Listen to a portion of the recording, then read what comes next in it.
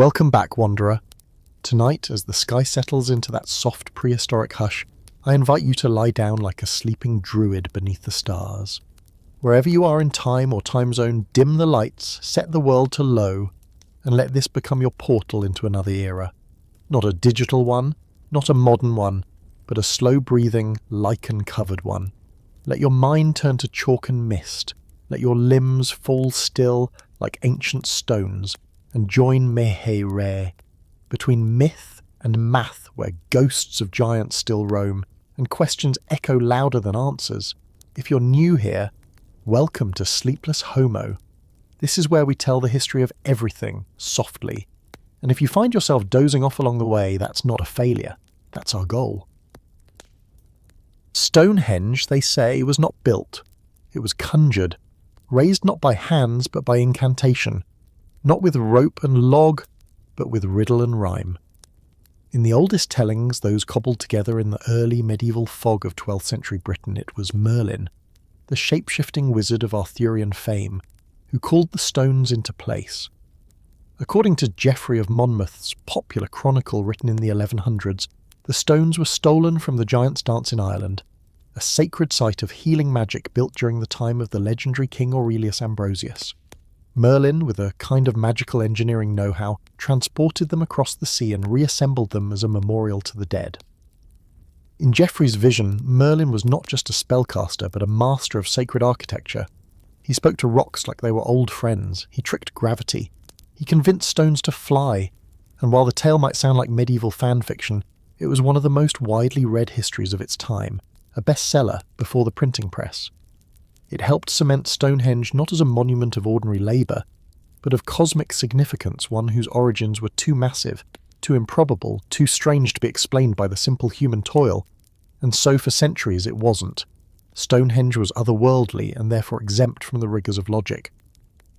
It's easy to scoff at stories like that now, easy to laugh at the idea that a single wizard spirited monoliths from the hills of Ireland and plunked them down like Lego bricks on the Salisbury Plain.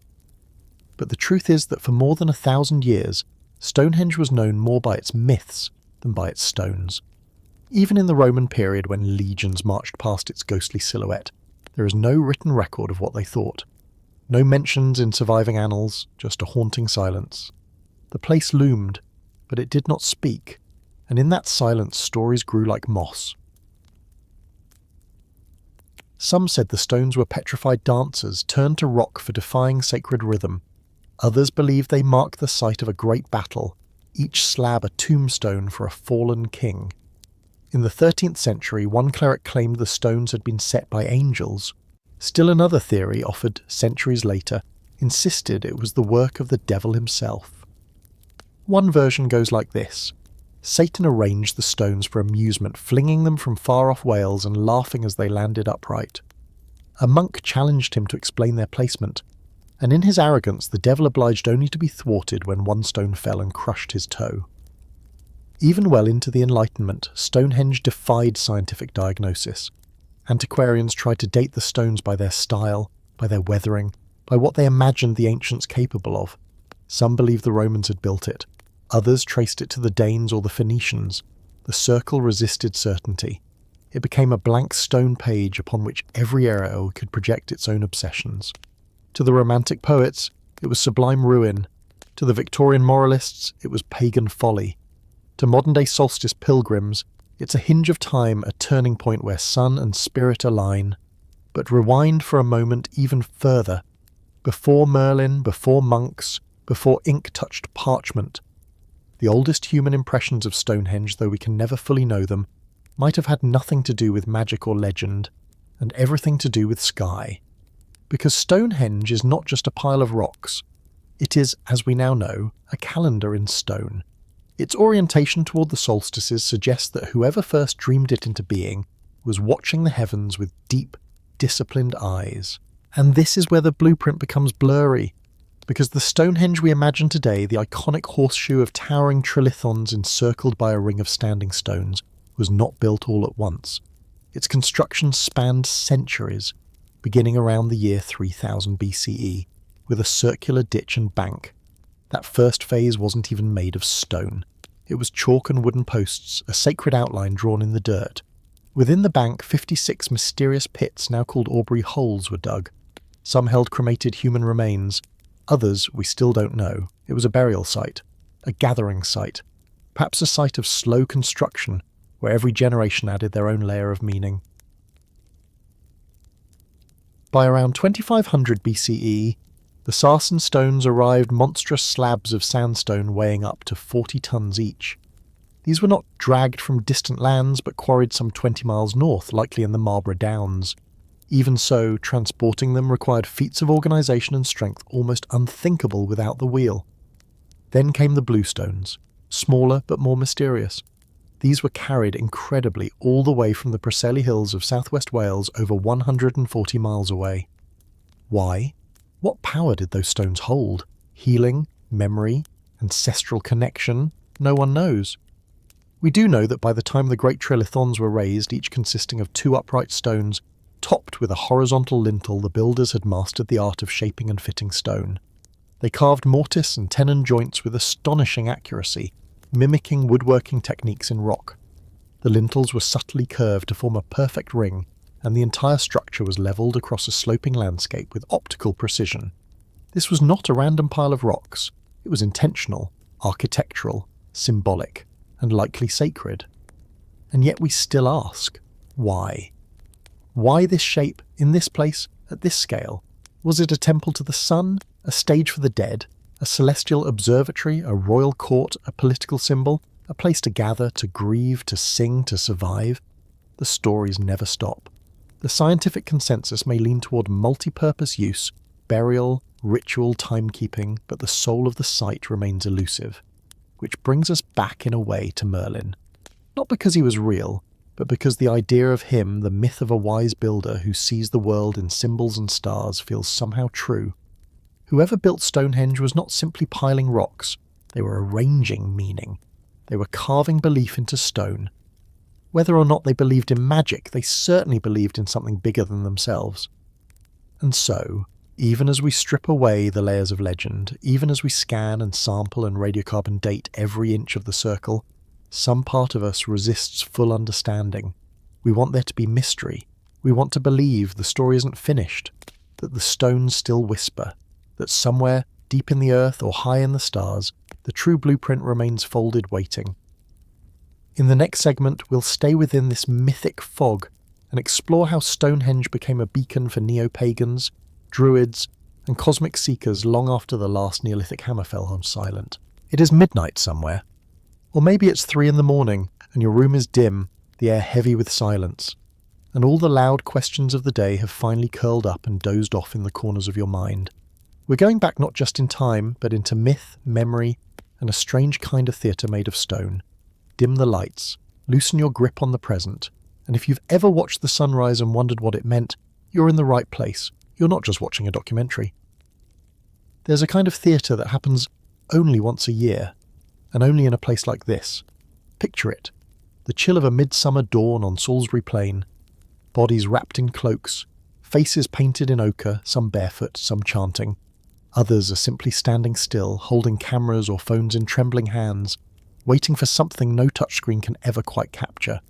And when the sun finally rises behind the heelstone and pours itself into the broken teeth of the ancient circle, it doesn't just illuminate the crowd, it ignites a centuries-old fantasy. The Druids are back, or at least their dream is.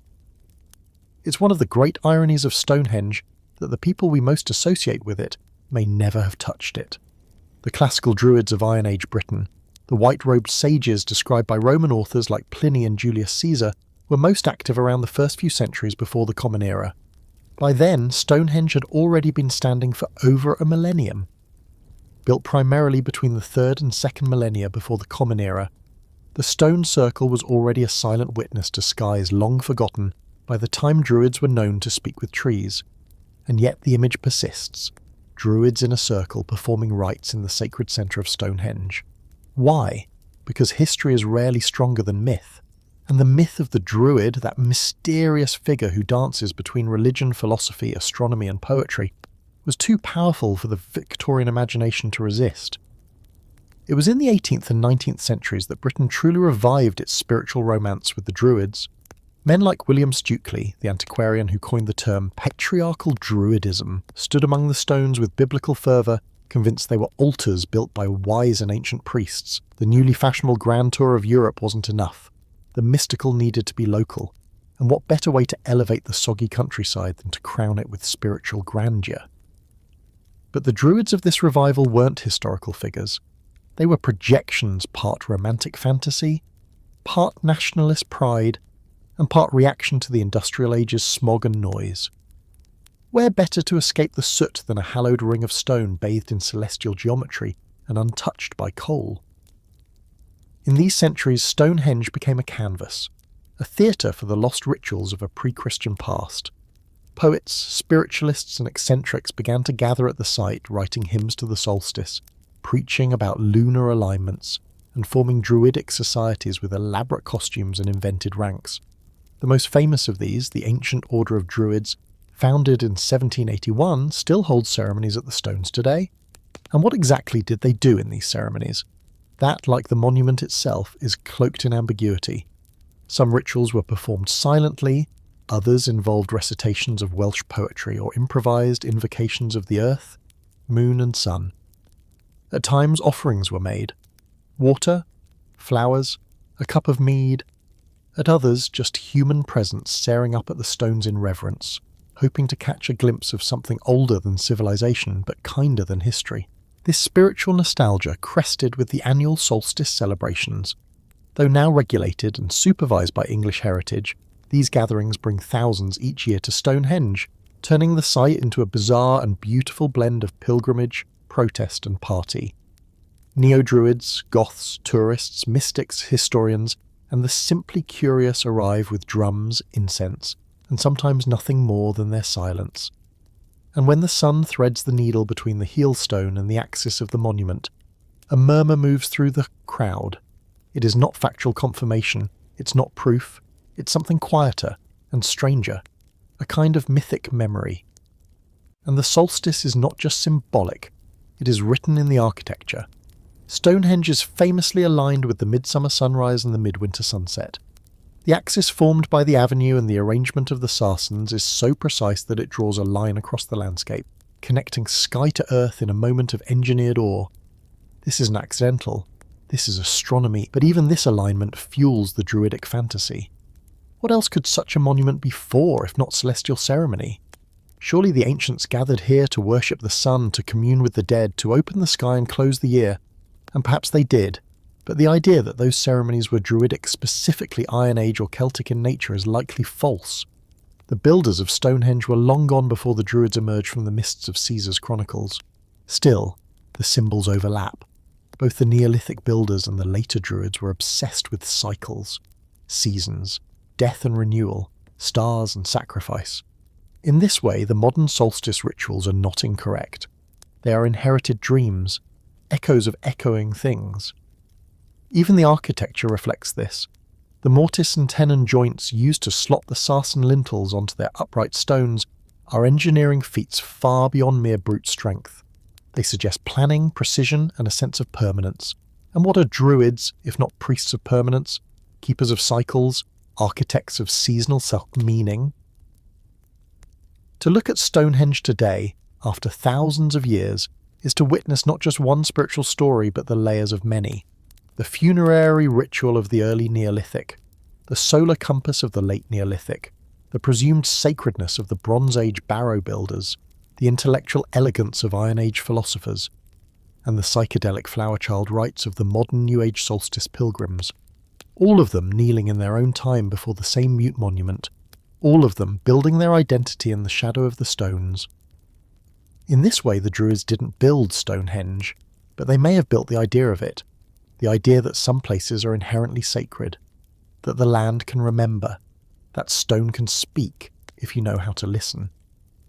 And maybe that's enough, because whether they were latecomers or originators, romantics or ritualists, the Druids gave us the cultural permission to feel something when we stand here, to believe in thresholds and thrones, in seasons that whisper, and in stones that once a year open their mouths to swallow the sunrise. So the next time someone tells you Stonehenge was a clock or a temple or a graveyard, you can smile softly and say yes. But also, it's a stage, one where the soul performs its old rites, and the Druids, whether they knew it or not, helped write the script. But myths, of course, are only half the monument. For all the stories of Merlin's magic and Irish giants hauling monoliths across the sea on golden ropes, the stones themselves whisper something quieter, something stranger, something measurable. Take the altar stone long assumed to have come from the same Preseli hills that gifted Stonehenge its enigmatic blue stones. In the year 2024, researchers quietly overturned that century-old assumption. A single fragment, originally chipped from the block in 1844, was tested using uranium-lead dating and heavy isotope analysis. The results stunned the field. The chemistry matched not the Welsh uplands, but the Orcadian basin of northeastern Scotland, nearly 500 miles away. What followed was a flurry of recalibrations. What kind of society could transport a 6-ton megalith across rivers, mountains, and seas long before the invention of the wheel? That kind of reverence or ritual urgency justifies such burden. The altar stone is no local accident.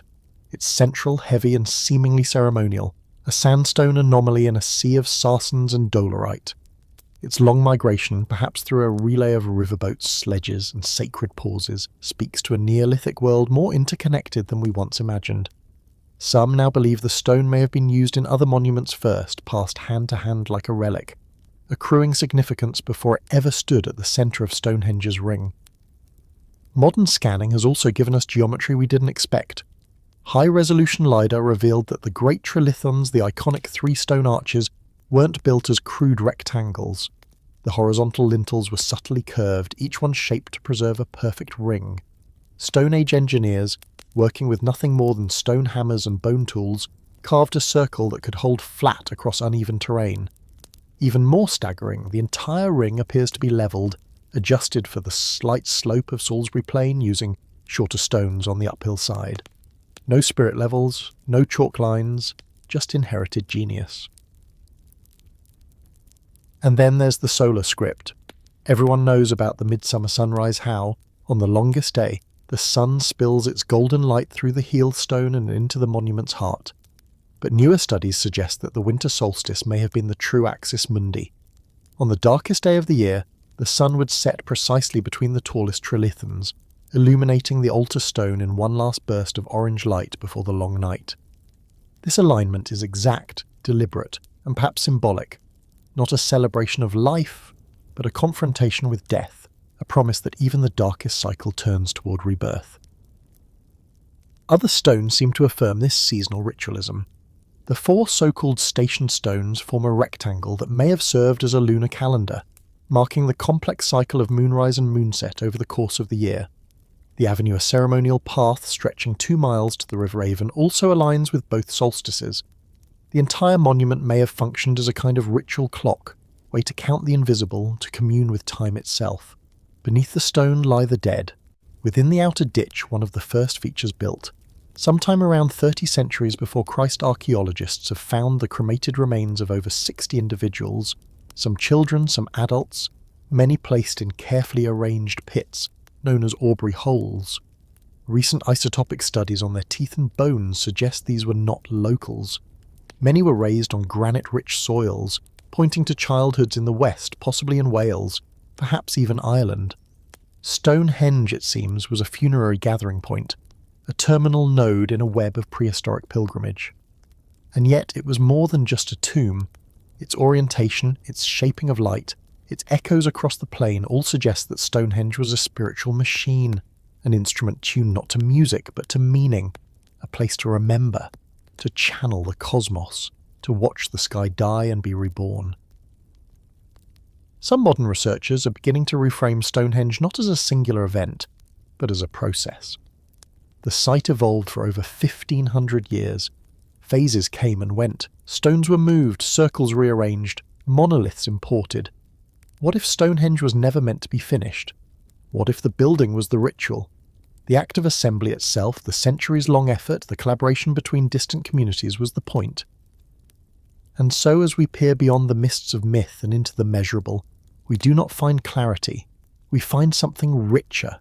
A monument where science and story converge, where bones and light speak in harmony, and where the ghosts of giants, druids, and Neolithic astronomers all seem to be telling us the same thing. Remember, mark the turning, carry the stone. We begin with a sound, not the silence of the Salisbury Plains at dawn, nor the chant of the solstice crowd waiting for light to slip between the lintels, but the deep hollow thud of wood against chalk, of stone scraping against bone. A sound that has not echoed in over 4,500 years, and yet still lives in the imagination. Because long before Stonehenge was a monument, it was a problem, a nightmare of logistics, a riddle of force and friction and human willpower. The problem? Take a block of sandstone weighing over 30 tons, carve it from a quarry 20 miles away, and drag it to a hill with no beasts, no carts, no metal, and not a single blueprint in sight. Solve that and you get the temple.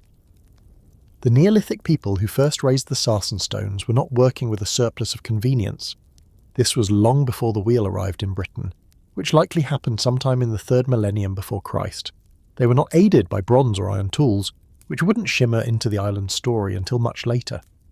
And yet, around 2,500 years before Christ, these same people shaped and shifted some of the heaviest stones ever moved by hand in prehistoric Europe. So how? The answer lies buried not just in the landscape, but in the human body itself. Because while we often imagine ancient construction as an exercise in brute strength, the truth is softer, stranger. It was about rhythm, teamwork so wet, the hypnotic pace of repetition. Imagine dozens of people looping thick ropes made of woven bark around a sarsen stone. Imagine wooden sedges, greased with animal fat, sliding over log rollers. Archaeologists believe they may have used timbers laid like railway tracks, replacing each one as they moved forward. It would not have been fast, perhaps a mile or two per day at best, and yet they kept going. Some modern reconstructions have attempted this feat. In 1995, a team at the Millennium Stone Project in Wiltshire tried to drag a stone weighing 10 tons overland using only Neolithic tools and methods. Even with a team of 100 people, the task was brutal. It took over a day to move the stone just a few hundred metres, and yet this was a stone only a third the size of Stonehenge's largest sarsens. And the Neolithic builders? They didn't just move the stones, they shaped them. Every surface of Stonehenge's upright stones was intentionally worked. The sides that face inward are smoothed and squared, their tops carved into gentle curves so that the lintels could sit evenly on the top. The mortise and tenon joints, that ancient woodworking trick usually reserved for dovetailing table legs, was repurposed into stone with astonishing precision. This wasn't guesswork. The lintels themselves are subtly curved, maintaining the illusion of a perfect ring. As laser scans have revealed, the builders didn't just raise a sickle, they sculpted one. But none of this answers the question of motive. Why do it? Why go through the agony of hauling something the size of a small house across forests and wetlands? Why insist on symmetry in a world without measuring tape? Part of the answer is spiritual. The people of the late Neolithic were not rational engineers by our standards, but they were builders of meaning. Alignment mattered. The stones marked the solstices with eerie perfection. On midsummer morning, the sun rises behind the heelstone and its rays shine into the heart of the monument. On midwinter evening, the sun sets between the tallest trilithons, casting long shadows toward the altar stone. That much geometry does not happen by accident. But it also speaks to something more primal, the desire to defy time. The sarsens are of the earth, ancient even in their raw state. To carve them was to tame time, to arrange them was to give structure to eternity, and perhaps most haunting of all, to move them was to carry a piece of that eternity in your hands. In 2020, scientists used geochemical analysis to confirm that most of the sarsen stones came from westwards in the Marlborough Downs, about 25 kilometres to the north. That means someone not only chose the stones, but chose the distance. They bypassed closer sources of sandstone in favour of this particular site, which may have held spiritual or symbolic meaning lost to us now. The cores extracted from one of the uprights in the 1950s, rediscovered decades later in the United States, revealed a unique geochemical fingerprint. Each stone from westwards shares this same signature, suggesting a coordinated and deliberate effort. This was not opportunistic. It was ritual logistics. And yet the path from quarry to plain was anything but simple. The landscape of southern Britain 5,000 years ago was not the rolling farmland we see today. It was a patchwork of thick forests, marshlands and chalk hills. The Sarsen haulers had to clear paths, build temporary roads, and possibly even construct rafts or sleds to cross wetter ground. Some researchers believe the River Avon may have been used to transport smaller stones, though there is less evidence for this with the Sarsens. Still, it is not unthinkable that part of their journey was by water. One theory suggests a technique called corduroy roads, layering logs side by side to create a flat rolling platform over difficult terrain. Another posits the use of A-frame sledges and pivoting rollers, akin to ancient cranes. But at the end of the day, the greatest technology was social. Moving a stone required not just tools, but trust, a shared vision, a sense of belonging so strong it justified back-breaking labour. This was collective devotion, turned architecture. It may be worth remembering too that these efforts took place across generations. The earliest phase of Stonehenge dates to around 3,000 years before Christ, with later additions continuing for 5 centuries. It was not a single act of madness, but a long relay of meaning. Grandparents began what their grandchildren finished. And so the 30-ton puzzle remains less about how the stones moved, and more about why the people did. What belief makes you drag the sky across a plain? What myth do you hold in your bones so deeply that stone itself becomes the only language left to speak it? The monument, for all its weight, speaks most eloquently through the absences, the gaps in its ring, the mystery of its alignment, the evidence of tools but not blueprints, the fact that every theory still begins with a shrug and ends with awe, because in the end the physics of pain may tell us how, but only the imagination can tell us why. And that's the most Neolithic mystery of all. If you've ever tried to hang a bookshelf or build a chair, you probably already know what the builders of Stonehenge would have called a Tuesday. Because sometime around the 25th century before the Common Era, with no steel, no tape measures, and absolutely no mercy from the weather, a group of Neolithic engineers performed a feat so absurdly precise it still stuns modern surveyors. They fitted massive horizontal lintel stones atop upright Sarsens using carved joints that echo modern woodworking. Tongue and groove, mortise and tenon all done in stone, with nothing but hammerstones and bone. The result? Not only do the uprights stand, but the lintels sit perfectly level, hugging the tops of the stone so tightly that several remain balanced to this day, even after 4,000 winters of rain, frost and wind. This wasn't just brute strength. It was geometry without numbers, engineering without theory and design without a blueprint. It was craft honed in silence, passed not by drawing but by doing. To understand just how staggering this joinery is, let's start with the scale, the average trilithon. The classic formation of 2 uprights and a single horizontal lintel rises more than 20 feet tall and weighs in at roughly 30 tons per stone. These Sarsens, made of incredibly hard silicified sandstone, were dragged from the Marlborough Downs some 20 miles to the north, most likely using sledges, wooden rollers and immense communal effort. But dragging them to the site was only the beginning. Once upright pits were dug, the stones were hauled into place, likely tipped vertically using levers and counterweights. Then came the real magic. The tops of the uprights were carved with a pair of tenon knobs, rounded protrusions like wooden dowels, while the underside of the lintels were carefully hollowed with matching mortise holes. In addition, a tongue and groove joint was used to fit the horizontal lintel stones to each other end to end, keeping the circle continuous and rigid. Now consider this. These joints weren't visible once set. They couldn't be trialled and errored like modern furniture parts in a factory. This had to be right the first time. A misaligned mortise would mean a 30-ton lintel doesn't sit flush or worse, topples, but that didn't happen. Instead, we have a circle of lintels that follow a curve so precise, modern archaeologists using laser scans discovered that the builders had subtly carved each lintel's outer edge into an arc. In other words, they didn't just stack slabs into a polygon, they carved stone to match an ideal circle, in 3 dimensions, with joinery that distributed the load cleanly across every junction.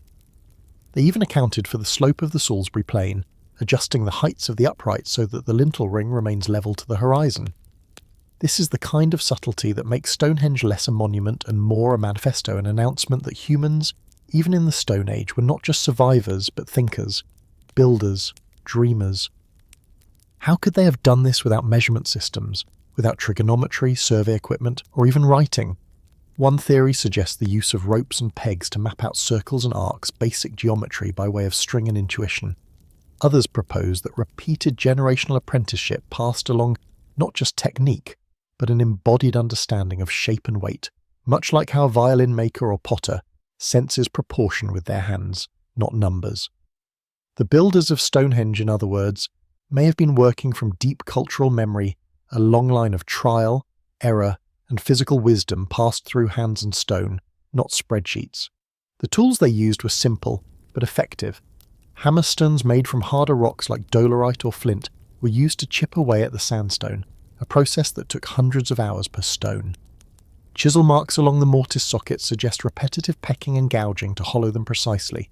And despite working with the irregular stone, the final shapes achieved remarkable regularity.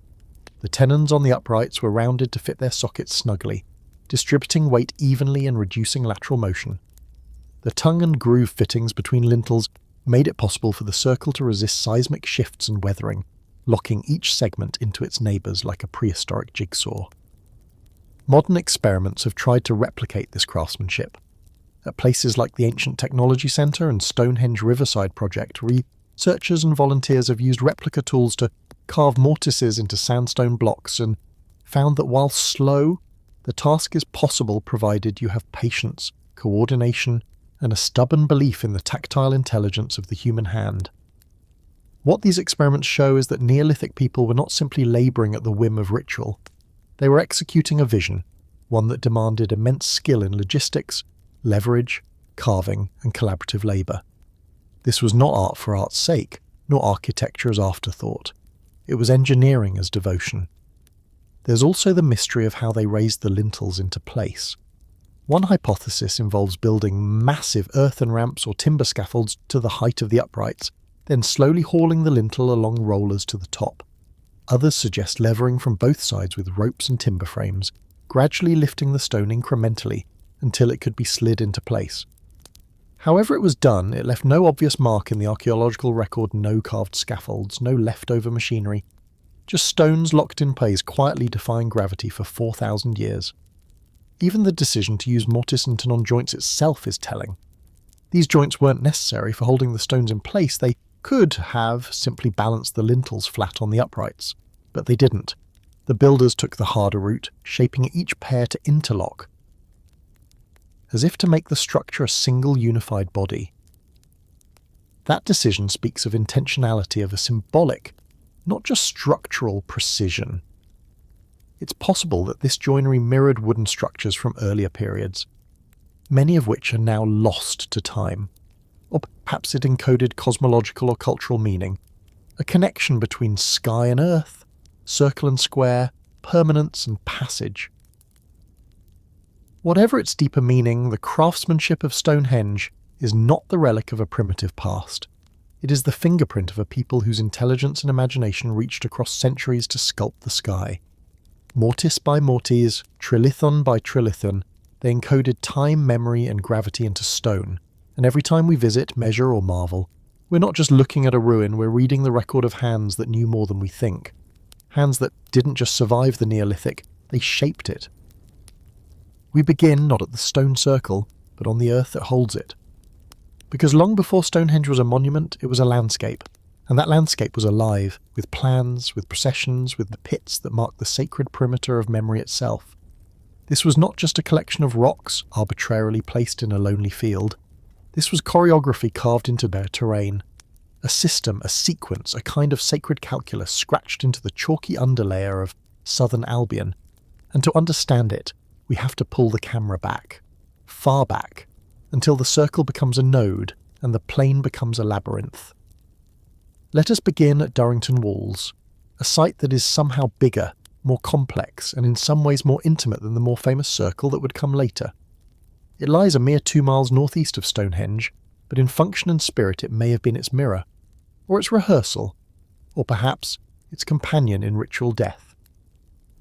Here, around the year 2600 before the Common Era, thousands gathered seasonally to build, feast and bury. We know this from the remains, splintered pig bones, roasted joints, scattered teeth. We know this from post holes and the ghostly outlines of timber circles. And we know this from the layout, meticulous, oriented, and aligned with solar intentions. Durrington was not made of stone but of wood. The posts, long decayed, once stood in concentric rings. Unlike the Sarsens, these timbers rotted quickly. But perhaps that was the point. Wood was for the living, stone was for the dead. And in this binary we find something close to belief. Rituals of death, you see, were not performed only with mournful silence. They were enacted through seasons of preparation, the fattening of pigs, the carving of feasting vessels, the transport of ancestors across processional roads. One such road linked Durrington to Stonehenge, a route scholars now call the Avenue, and along this ceremonial corridor the living walked the dead to the land of stone. Now to the ground itself. In the summer of the year 2020, archaeologists made an astonishing announcement. Using magnetometry and ground-penetrating radar, they revealed a ring of deep shafts encircling Durrington walls. Each pit was more than 5 meters deep and 10 meters wide. They formed a perfect circle nearly 2 kilometers in diameter. This wasn't a ditch. It was a map, an ancient blueprint, forgotten, buried, and suddenly revealed. These pits were not randomly dug. They appeared to form a kind of ritual boundary, a liminal line marking the edge between sacred and profane, memory and oblivion. And just like the lintels of Stonehenge, these pits were aligned with astronomical axes: north, south, midwinter, midsummer. They drew invisible lines across the land like constellations collapsed to Earth. Only this time, instead of guiding the eye to the heavens, they mapped memory into soil. What kind of society carves geometry into the dirt without writing, without wheels, without cities? A society that saw the land not as real estate but as scripture, that measured its seasons in bodies, its boundaries in bones. And at Durrington, the archaeology backs this up. The bones found there were not casual discards from village dinners. They were selected, slaughtered, and ritually burned. The pigs had been fed rich diets, some likely imported from hundreds of miles away. They were feasted upon and left as offerings, teeth rotted from deliberate fattening. This was ceremony. And the timing, curiously, always pointed to the darkest months. The pigs were 9 months old at death, born in spring, sacrificed in winter. Midwinter, to be exact. This fits neatly with Stonehenge's own alignment. While modern pilgrims gather for the midsummer sunrise, the site's most accurate alignment is actually with the winter solstice sunset, when the sun sinks perfectly between the tallest trilithons. Casting its final light on the altar stone, it mirrors the rituals unfolding at Durrington. The walking of the dead, the return to the underworld, the great hinge of the year turning toward new light. And what of these shafts? Why dig so deep, so wide, so laboriously? Some scholars suggest they held massive timbers. Others believe they were symbolic voids, emptiness as offering, depth as meaning. They may have been filled with water, creating shimmering mirrors to the stars above. Or perhaps they were simply markers, places to pause, to turn, to pray. In any case, they were not accidental. Their spacing is precise, their diameter consistent, their presence undeniably together. Stonehenge, Durrington walls, and this vast pit circle form a triptych of intention. One of stone, one of wood, one of void. A sacred triangle etched into the British landscape, readable only from above, and for centuries it remained hidden. Because for all our books and museums, for all our radiocarbon dating and satellite imaging, we are only now beginning to grasp the full scope of this Neolithic mindscape. Consider this. The pit circle around Durrington predates the Great Pyramid of Giza.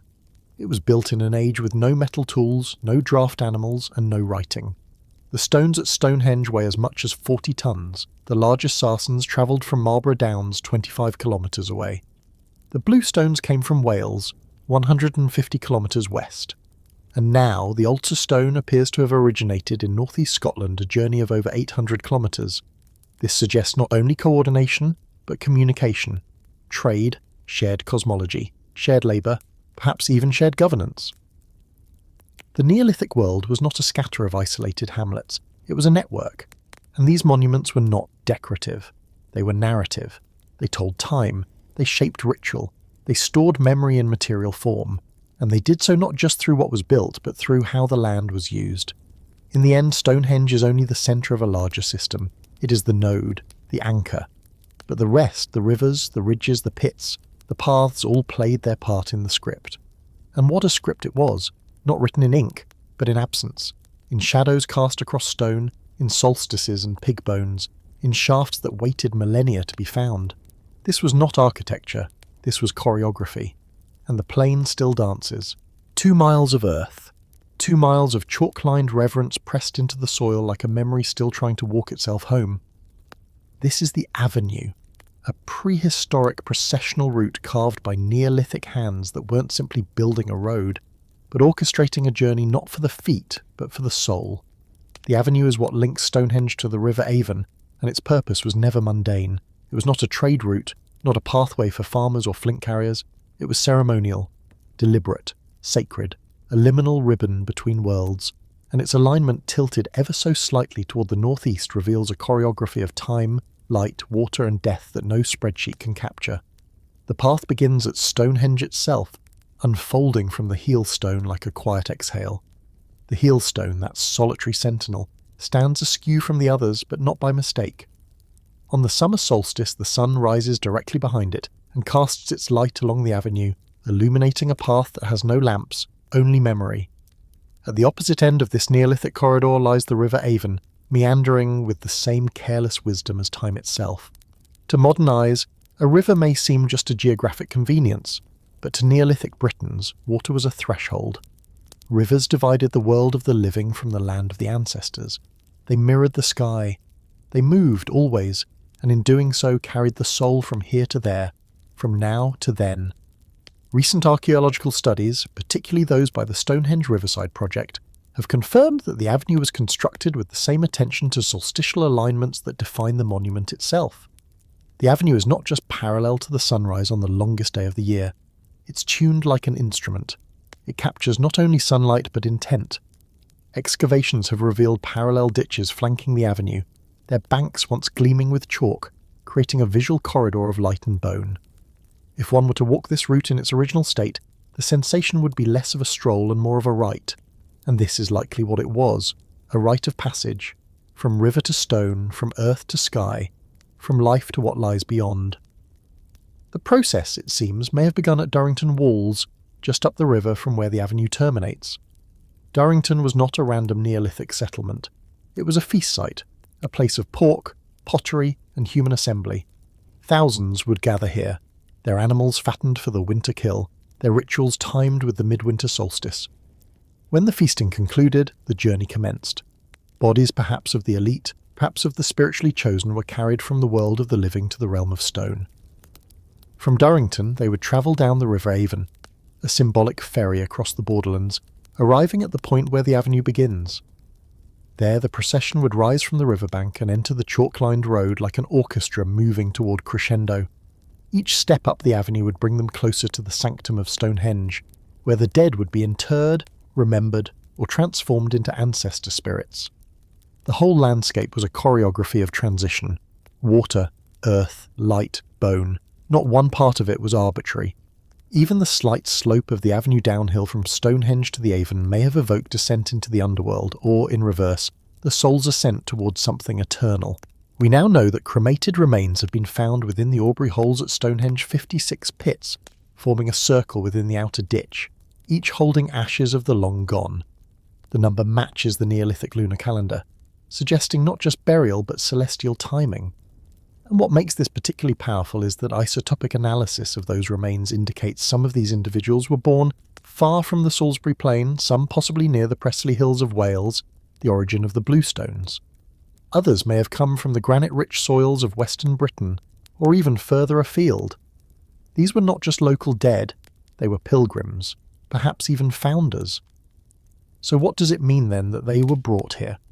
Not simply placed in a barrow near their village, but moved across miles of terrain, sometimes by river, sometimes by chalk avenue, to this specific place of stone and sun. It suggests that Stonehenge was more than a regional monument. It was a spiritual magnet, a final resting place for the honoured, and a solar stage for the rituals that carried them across the Vale. This also reconfigures how we think about the landscape. Stonehenge was never isolated. It was part of an interwoven geography of ritual. The avenue was not a road, but a story. A journey for the dead, yes, but also a ritual reenacted by the living. We know that people returned again and again, not just to bury but to celebrate, to gather, to reaffirm cosmic cycles. And always the journey began with water and ended with light. Satellite imagery and LiDAR scans have further confirmed the avenue's alignment and ceremonial structure. Even centuries after its surface was ploughed and overgrown, its ghost remains in the ground, etched like a vein beneath the skin. Archaeologists have uncovered post holes and timber remnants at its junction with the Avon, suggesting that this point where earth meets water was once marked by standing timbers, or perhaps a wooden causeway, a kind of liminal vestibule. Not quite alive, not yet gone, and while this may sound poetic, it's also architectural. Neolithic Britons engineered their sacred space with astonishing precision. Stonehenge itself may be famous for its geometry, but the avenue is its compass needle. The full width of the avenue, its graded banks and ditch walls, its solstitial targeting, and its terminal point at a river mouth all suggest an understanding of both symbolic and structural design. They knew the power of line, the meaning of procession, the poetics of walking into alignment with the sun. Modern scholars, of course, debate. Some propose that the avenue was a theatre for astronomical observation. Others suggest it was purely funerary. Some place it within the context of Neolithic cosmology, others within regional politics. But perhaps it was all of those at once. What Stonehenge teaches us over and over again is that prehistoric people were not simplistic. They were not purely this or that. They were complex. They held multiple meanings at once. A solar alignment was also a road for the dead. A ditch was also a doorway. A stone was a memory. So the avenue and the river, bound together in the landscape, become something more than Neolithic features. They become metaphors, the journey we all take, from water to light, from breath to stone, from mystery to memory and back again. And just maybe when the sun rises and cuts through the centre of that ancient path, what we're seeing isn't just a celestial event, it's a reminder that no one walks alone and no path ever really ends, especially not this one. Before there were druids in robes or solstice sunrises, before Merlin carved myths into the bedrock of Britain, there was something simpler, sadder, and somehow more sacred. There was death. And before Stonehenge was a monument to light, it was a theatre of burial, a circle of grief. Long before the Trilithons were raised or the Sarsens aligned with the sky, the builders of Stonehenge dug a trench into the chalk and began placing the dead into the earth, carefully, deliberately, with a kind of respect that defies the condescension we often apply to those who lived 5,000 years ago. The very first phase of Stonehenge, begun in the 31st century before the Common Era, wasn't a ring of stones but a ring of memory. 56 shallow pits dug into a circular ditch and bank that gleamed white in the sun. These pits are now known as the Aubrey Holes, named not by their makers, of course, but by the 17th century antiquarian John Aubrey, who stumbled upon the pattern and drew a diagram. What he found, buried and forgotten, were not just holes in the ground, but the earliest known formal cemetery in the British Isles. We call it a henge now, but that's a modern linguistic echo. The original enclosure was made from a ditch nearly 6 feet deep and more than 3,000 feet around, cut with deer antler picks and sharpened tools of bone. The material removed was not just cast aside, it was banked up into a smooth circular embankment, a ring of white chalk that would have stood out vividly in a landscape still forested and wild. Inside that ring, they dug the pits, 56 of them, each perhaps a foot wide and 3 feet deep, arranged with unsettling precision in a circle. The function of the Aubrey holes has long been debated. Early theories thought they might hold standing stones or timber posts, but now we know that many of them held something far more intimate, cremated human remains, most of them carefully buried in leather pouches or organic containers that have long since vanished, leaving only the ash and bone. This wasn't just a scattering, this was a deliberate patterning of death, and it wasn't isolated. Archaeologists have uncovered more than 60 individual cremation burials in and around the Aubrey holes, with estimates suggesting as many as 150 people may have been interred here during the site's earliest use.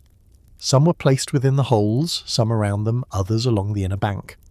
The cremation burials cluster near the southern and eastern entrances, suggesting a choreography to the way these bodies were placed, perhaps corresponding to some ritual, some story, some long-forgotten map of the spirit world. What can bones tell us? Quite a lot, it turns out, especially when they've been burned. From isotope analysis of the surviving remains, We know that these were not local villagers or labourers gathered from nearby huts.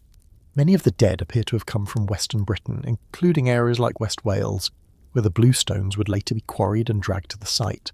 Some had spent their entire lives far from Salisbury Plain, only to be brought here in death, as if Stonehenge was already a kind of magnetic endpoint, a funerary pilgrimage site, centuries before it became a calendar of sun and sky. These weren't anonymous peasants. They were likely elite individuals, perhaps leaders, shamans or spiritual elders. Their presence, even in death, turned this patch of chalky ground into something holy. The funerary nature of the early site is now widely accepted, though for years it was minimised in favour of more spectacular theories, sun temples, solstice observatories or alien landing pads, depending on which century you were born into. But the bones never lied, and the cremation circle at Stonehenge reveals a society already deeply engaged in memory, mortality and metaphysical meaning. The Neolithic Britons who built this phase of Stonehenge were not simply disposing of bodies, they were composing a sacred pattern, using fire, earth, and the remains of the dead to write something into the landscape, something lasting. Consider the sheer effort of Neolithic cremation. This wasn't a casual pyre lit on the side of a hill. It took wood, time and attention. At this point in history, cremation was not the norm across Britain. It required a decision to turn the body into ash and bone, rather than bury it whole. That act alone implies ritual, intention, possibly even belief in transformation, that the smoke carried something upward. That the bones, burned white, could be returned to the earth not as flesh, but as memory made permanent. The exact sequence of construction remains debated, but the ditch and bank along with the Aubrey holes date to around 3100 before the Common Era. The blue stones would not arrive for centuries. The massive sarcens came even later, and yet the cremation suggests that from its very beginning Stonehenge was marked not by stone but by silence, the silence of the dead. Over time, later phases of construction would obscure or displace these early burials. Some cremation deposits were likely disturbed or removed when the inner circles were rearranged. Others were simply built over, as if new religious meanings were laid atop older ones, the way a cathedral might rise over a pagan well. That layering of purpose from graveyard to calendar, from circle of ash to circle of stone, is part of what makes Stonehenge so enduringly haunting. This was not a single project with a clear blueprint. It was a living site, altered over more than 1500 years, a monument to change even as it stood still. The bones remind us that death, not light, was the first mystery marked here. That long before solar alignments or druids in white robes, someone knelt at the edge of the chalk bank, holding a pouch of ash, and placed it gently into a pit, facing east. That person is gone. Their story, their name, their language all vanished. But their act remains. A circle of fire and bone buried beneath the more famous ring of stone, the earliest cemetery in Britain, and perhaps, still, the most beautiful. The bones do not lie, even if the flesh is long gone, even if the names have scattered like pollen across the centuries, even if the rituals were buried with the hands that once performed them, the calcium holds on. In the thick chalk of Salisbury Plain, where the roots of wildflowers curl around the broken ribs of prehistory, a quiet revolution has taken place. Isotope analysis, a discipline not dreamt of by the men and women who carved altars from stone and lit their dead on fire, but one that now peers through cremated dust and tells us something haunting. Many of the people buried at Stonehenge were not local. Some came from the far western hills, some may have walked for days, others may have been carried carefully, ritually, perhaps in bundles of cloth and memory, from what we now call Wales. This was not just a burial ground, it was a destination. Let us return to the so-called Aubrey holes, 56 depressions dug in a circle, named not by the ancients but by an antiquarian with a pen in the 17th century, once thought to hold wooden posts, then thought to mark the moon, then dismissed, then reclaimed. Archaeology, like grief, is cyclical. Today we know that these holes held the burned remains of humans, at least 60 individuals, with bones still carrying the mineral echoes of the places they once called home. Cremation, you see, does not erase everything. While heat warps and pressed chars, the structure of tooth enamel, that most stubborn of tissues, survives. And in its chemistry and the trace elements it absorbed during a person's youth, it records a geographical fingerprint.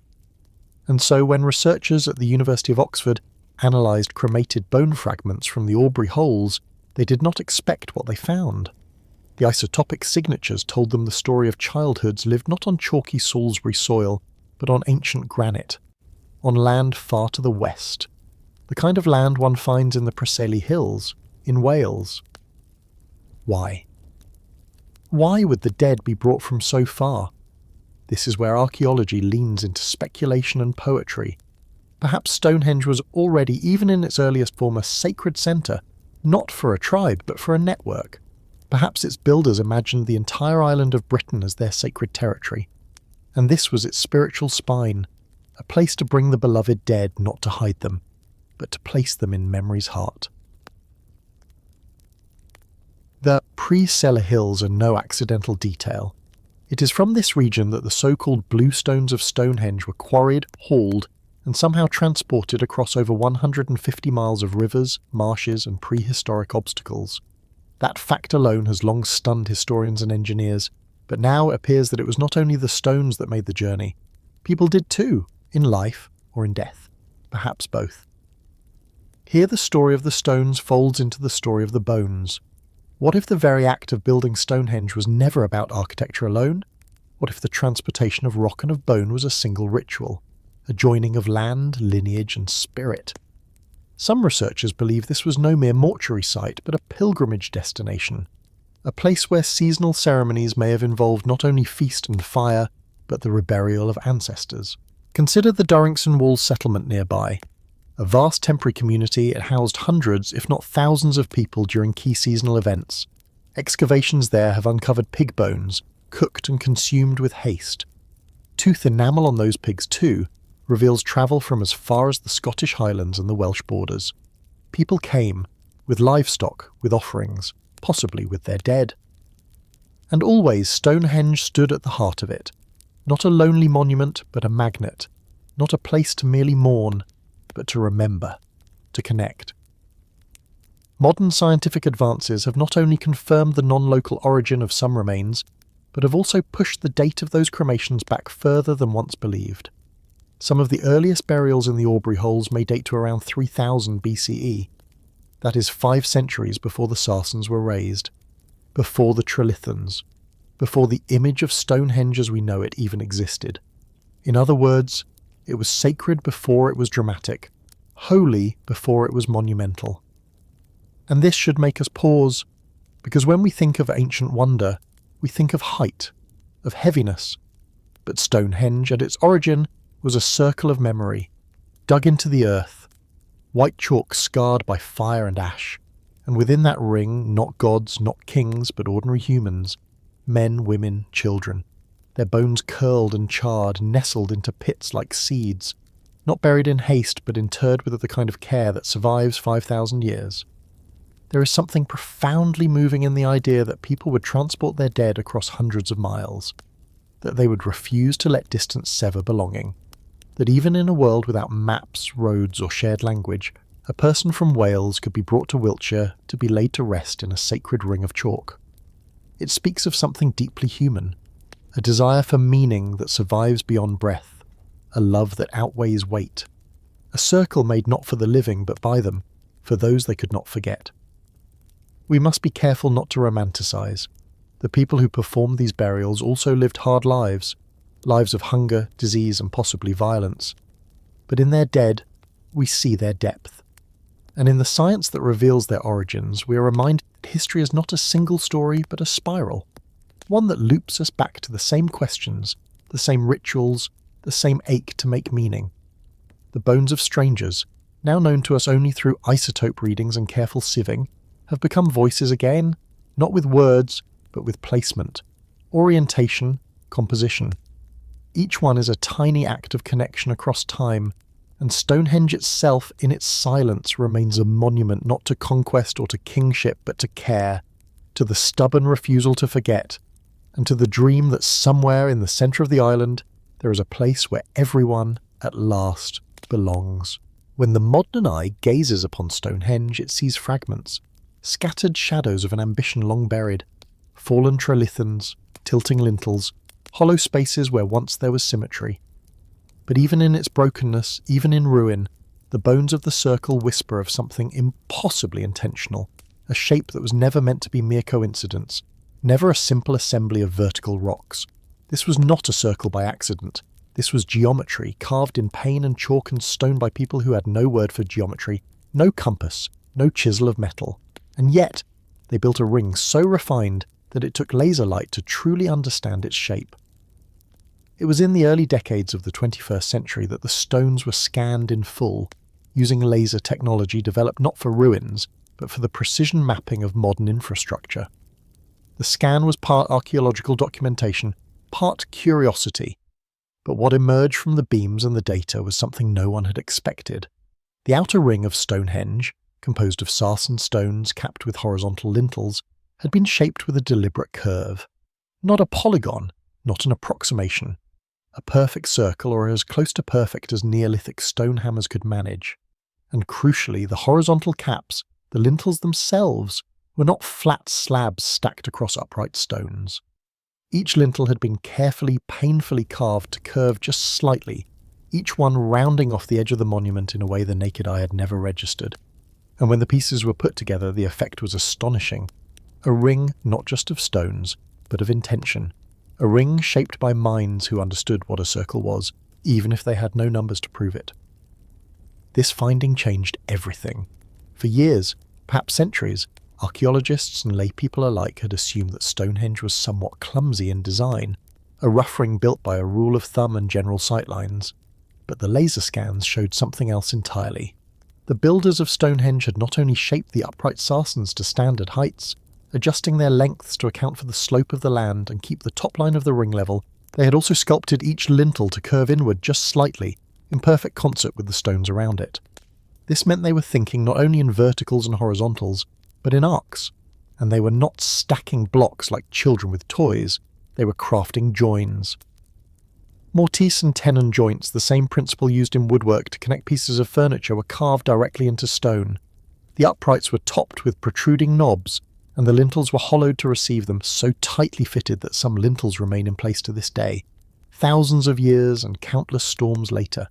It was a language of joinery spoken through flint and hammerstone, and it was used not just for durability, but for aesthetic precision. The lintels did not wobble, they did not drift, they completed the circle. This degree of architectural foresight in what we call the late Neolithic, around 25 centuries before the Common Era, is staggering.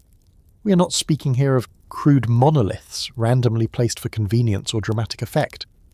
We are speaking of planned structure, of pre-visualized curves, of blueprinting in the mind.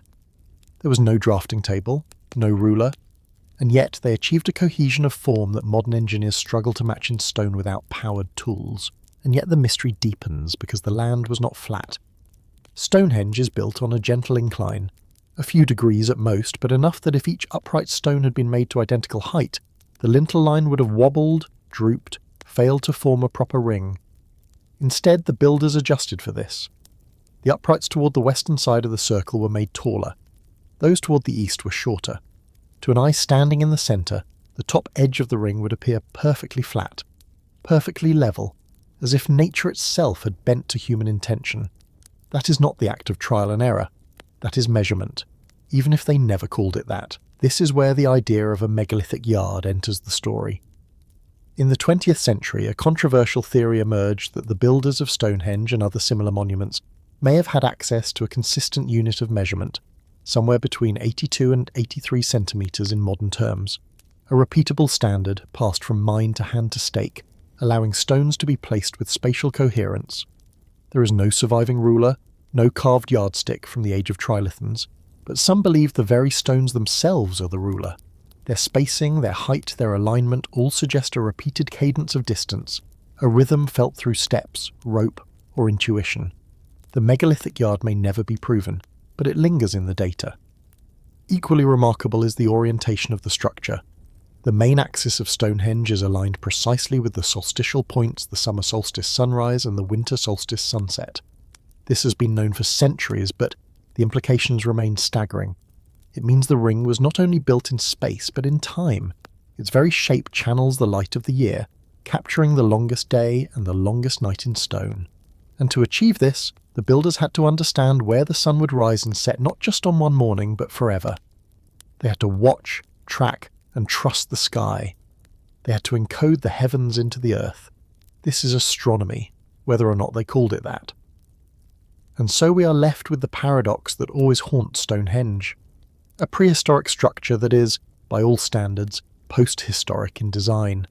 Engineering without engineers, geometry without equations, astronomy without telescopes.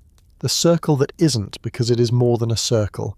It is memory, mind, and muscle made permanent.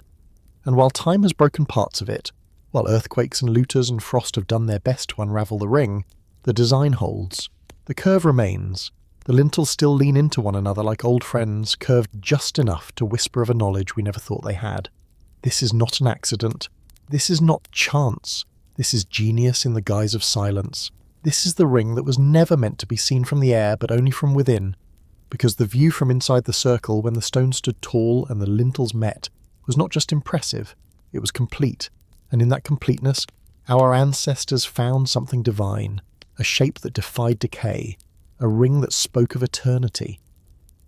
So the next time someone tells you the ancients were primitive, bring them here, bring them to the circle that isn't, to the geometry etched in ignorance of geometry, and watch as their certainty collapses in the shadow of a curve too perfect to be luck. This was vision made real, not by blueprint, but by belief.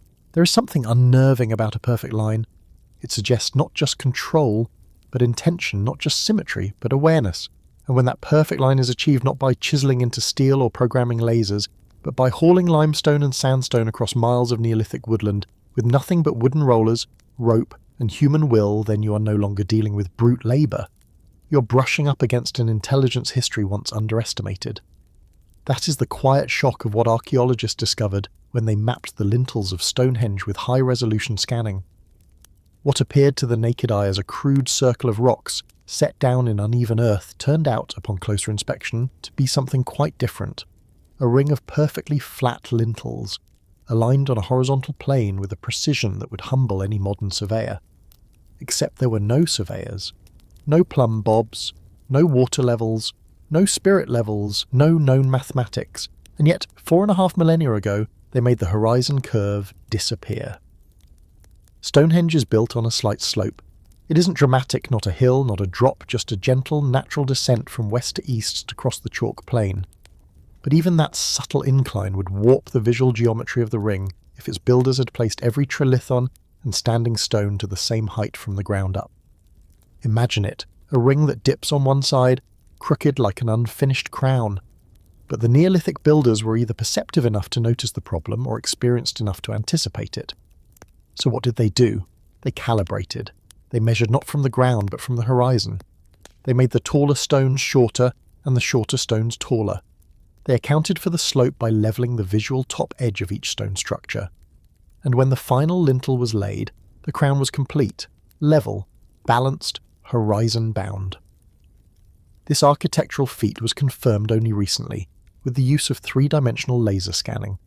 Researchers from English heritage and partner institutions mapped every inch of Stonehenge's weathered surface, analysing stone height, spacing, carving, and alignment. And what they found was breathtaking. The top line of the sarsen circle the lintels laid across the trilithons formed a near-perfect flat plane. To achieve that meant each upright stone had to be deliberately chosen and adjusted for height, either by carving it down or sourcing stones of the right length to match the visual demand. This is not the work of a random pile. This is not a crude imitation of symmetry. This is measured, calculated, deliberate design. But how? Without trigonometry, without units of measurement we can reliably identify, without survey tools as we know them, and perhaps most shockingly without even the written word. These were oral societies. They left behind no blueprint, no scroll, no parchment, no visible instructional systems, but what they left in chalk, stone and geometry was a legacy that still holds shape thousands of years later. Some scholars suggest they might have used ropes and stakes, that by marking out circles using a central pivot and a string they could have traced arcs and angles across the field, that the levelling may have been done visually, perhaps by crouching low to the ground, aligning stones against the distant horizon.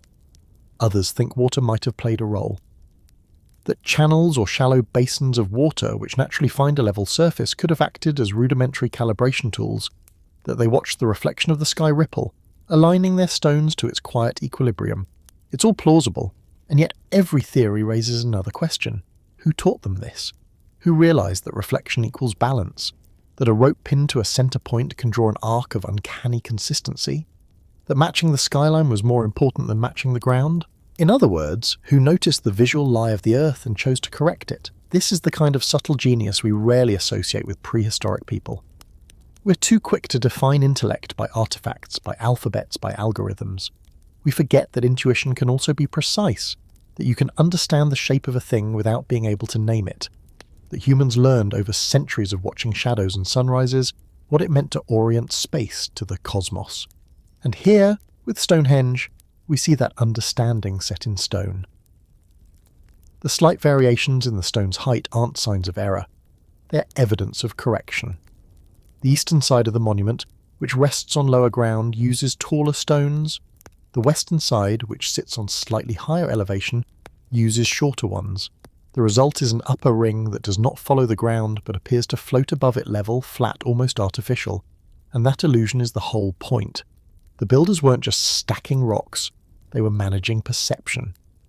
This kind of optical sophistication suggests something more profound. They understood that their monument would be seen, that its shape had to look right, not just be right. That geometry was not merely mathematical, it was theatrical. They were building a stage, not just for ceremony, but for cosmic drama. A place where the sky met the stones, where the sun could travel a path that felt composed. Think about that. Not just building a sacred site, but designing it to read as sacred. A spiritual architecture made legible by light, line, and illusion. It is here that Stonehenge takes its place not only in the Neolithic imagination, but in the architectural canon. Because it doesn't just survive, it still performs the sunrise on the summer solstice, the sunset on the winter solstice, the way the shadows stretch and retreat across its face, the way it stands in stark silhouette against the gold of dawn. All of it depends on sightlines, alignments, balance, and balance in turn depends on this simple but staggering fact that they leveled the horizon by unleveling the ground. This may sound modern, but in truth it is ancient. Cultures all over the world align their monuments to stars, equinoxes, and seasons. The Great Pyramid of Giza is famously aligned to true north. The temples of Teotihuacan track Venus and the Pleiades. The Mayan observatories are calibrated to solstices and eclipses. But what makes Stonehenge strange is not its alignment, but its correction. It is the conscious distortion of natural slope to create the illusion of flatness that reveals the true depth of their knowledge. Not only did they track the heavens, they altered the earth to reflect them. So perhaps the question isn't who taught them this. Perhaps the question is, what were they trying to teach us? Because long before geometry had equations, it had story. And long before it had symbols, it had stones. To dig a ditch in the chalk soil of southern Britain is no easy task today.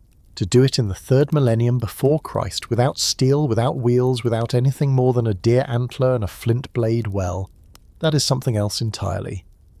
Yet that is how Stonehenge began.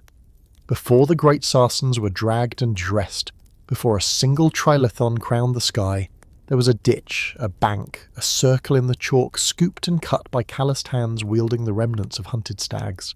The first act of the builders was not vertical but horizontal, a ring drawn into earth, precise and ghostly, laid down not for shelter, not for crops, but for meaning. Around 3,000 years before the year called zero, Neolithic Britons dug the outer henge, using picks made from red deer antlers. These tools, preserved in the chalk-rich soil, have been excavated in large numbers. They are worn, blunted, and broken, clear signs of prolonged use. Alongside them are shoulder blades from cattle, sharpened into primitive shovels. These too were pressed into service, scraping out the loosened chalk into baskets or perhaps animal hides, which were then dragged out of the trench. There are no shortcuts in this story, only effort repeated endlessly. One antler, one groove, one scar at a time. The ditch they carved was enormous, almost 100 metres across, with steep inner and outer banks. In some places, it plunged nearly 2 metres deep. They did this without iron, without beasts of burden, and without the metric system modern builders take for granted. And yet it is aligned to the solstices, to the sky, and perhaps most hauntingly to the dead. Within this carved ring they placed the Aubrey, holes, 56 pits whose purpose remains debated. Cremated remains have been found in many of them, suggesting they served as graves. Others propose they once held timber posts, or even stones now lost to time. What we do know is that each hole was carefully dug with those same antler picks. Some show signs of multiple episodes of digging and reuse, suggesting ritual activities repeated over generations. The chalk in the bottom of each pit was smoothed and shaped by tools wielded not in haste but in solemn repetition.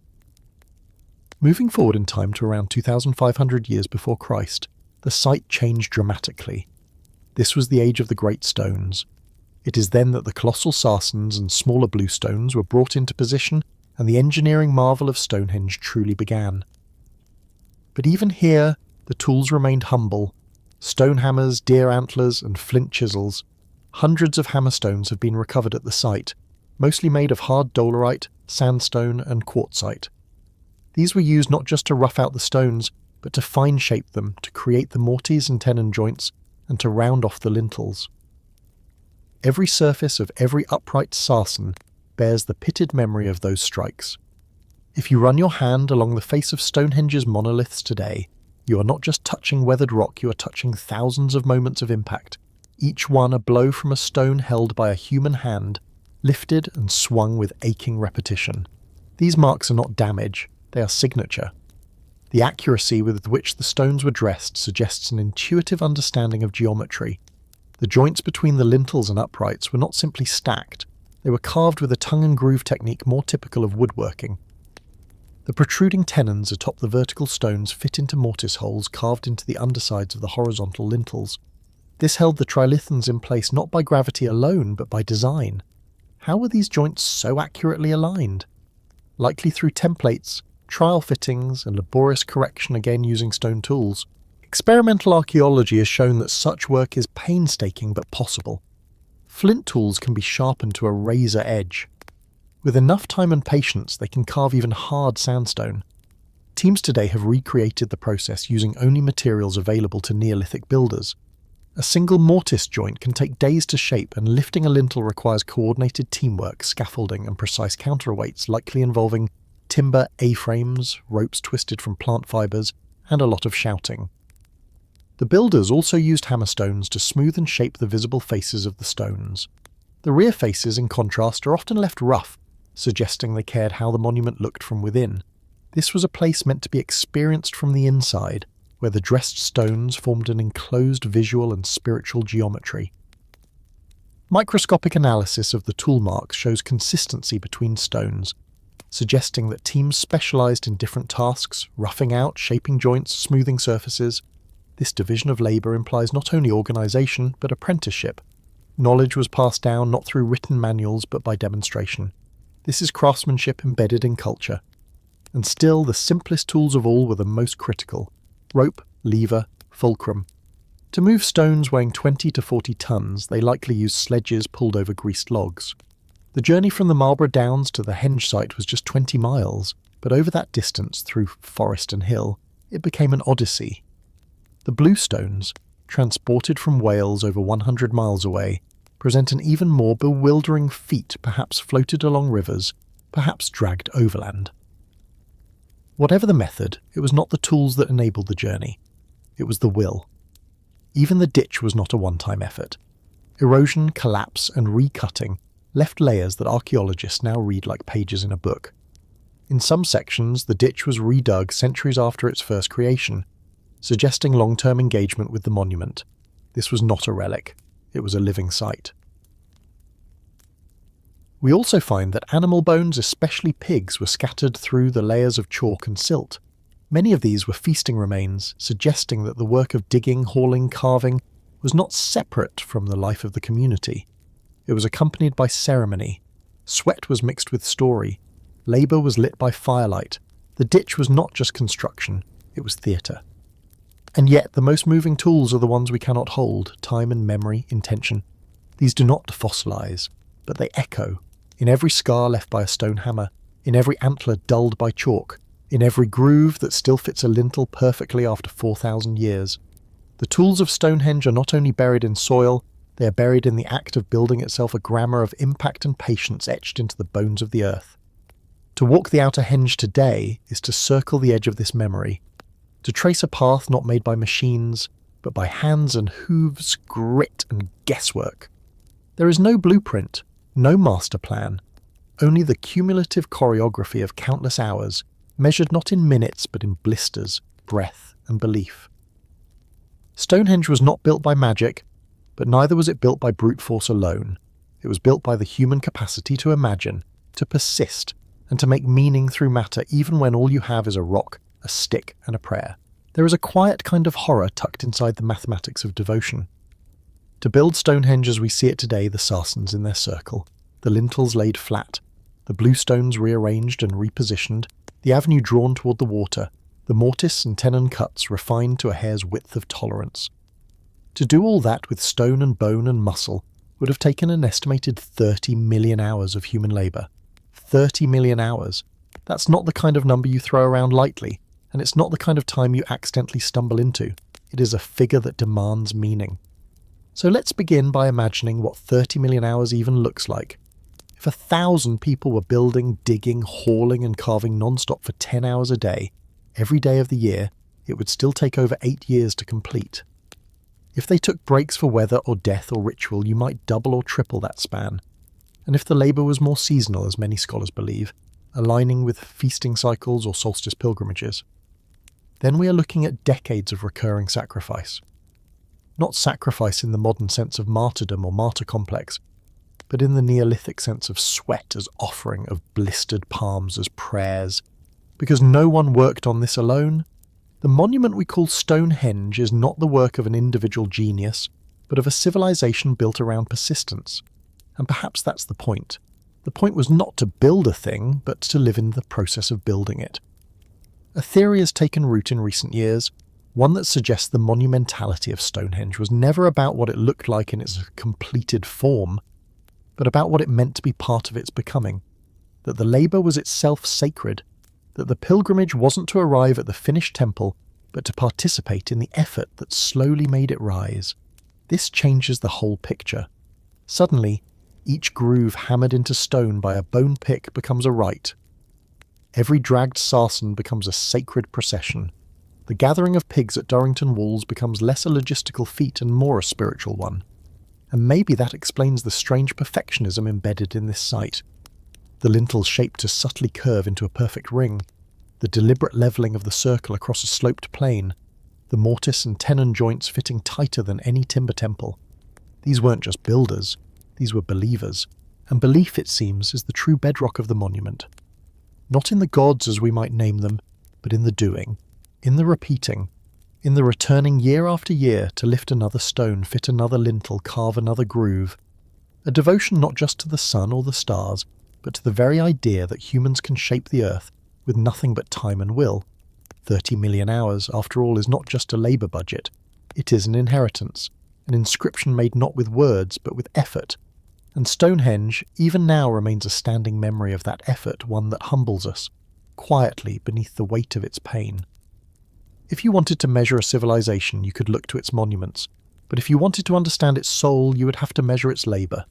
The additional science now emerging from experimental archaeology and collaborative field tests across England has only deepened this truth. The people who built Stonehenge were not simply craftspeople or worshippers or mathematicians in animal skins, they were endurance-based theologians. Anthropologists studying Neolithic construction across the British Isles have estimated not just the time but the distribution of effort required, tracking what roles were most common, which seasons brought the greatest participation, and how food, death, and memory were ritualized alongside every muscle pulled and every stone placed. For example, recent reenactments by the Ancient Technology Centre have tested sled and log transport methods to assess the feasibility of hauling multi-ton sarsens over chalkland. Their trials show that with enough people, perhaps around 150 per stone, and sufficient lubrication from animal fat or river silt, such movement is physically possible. But possible and endurable are different things. It wasn't just about physics, it was about stamina, community and sustained myth. What archaeologists now realise is that these weren't isolated transport missions.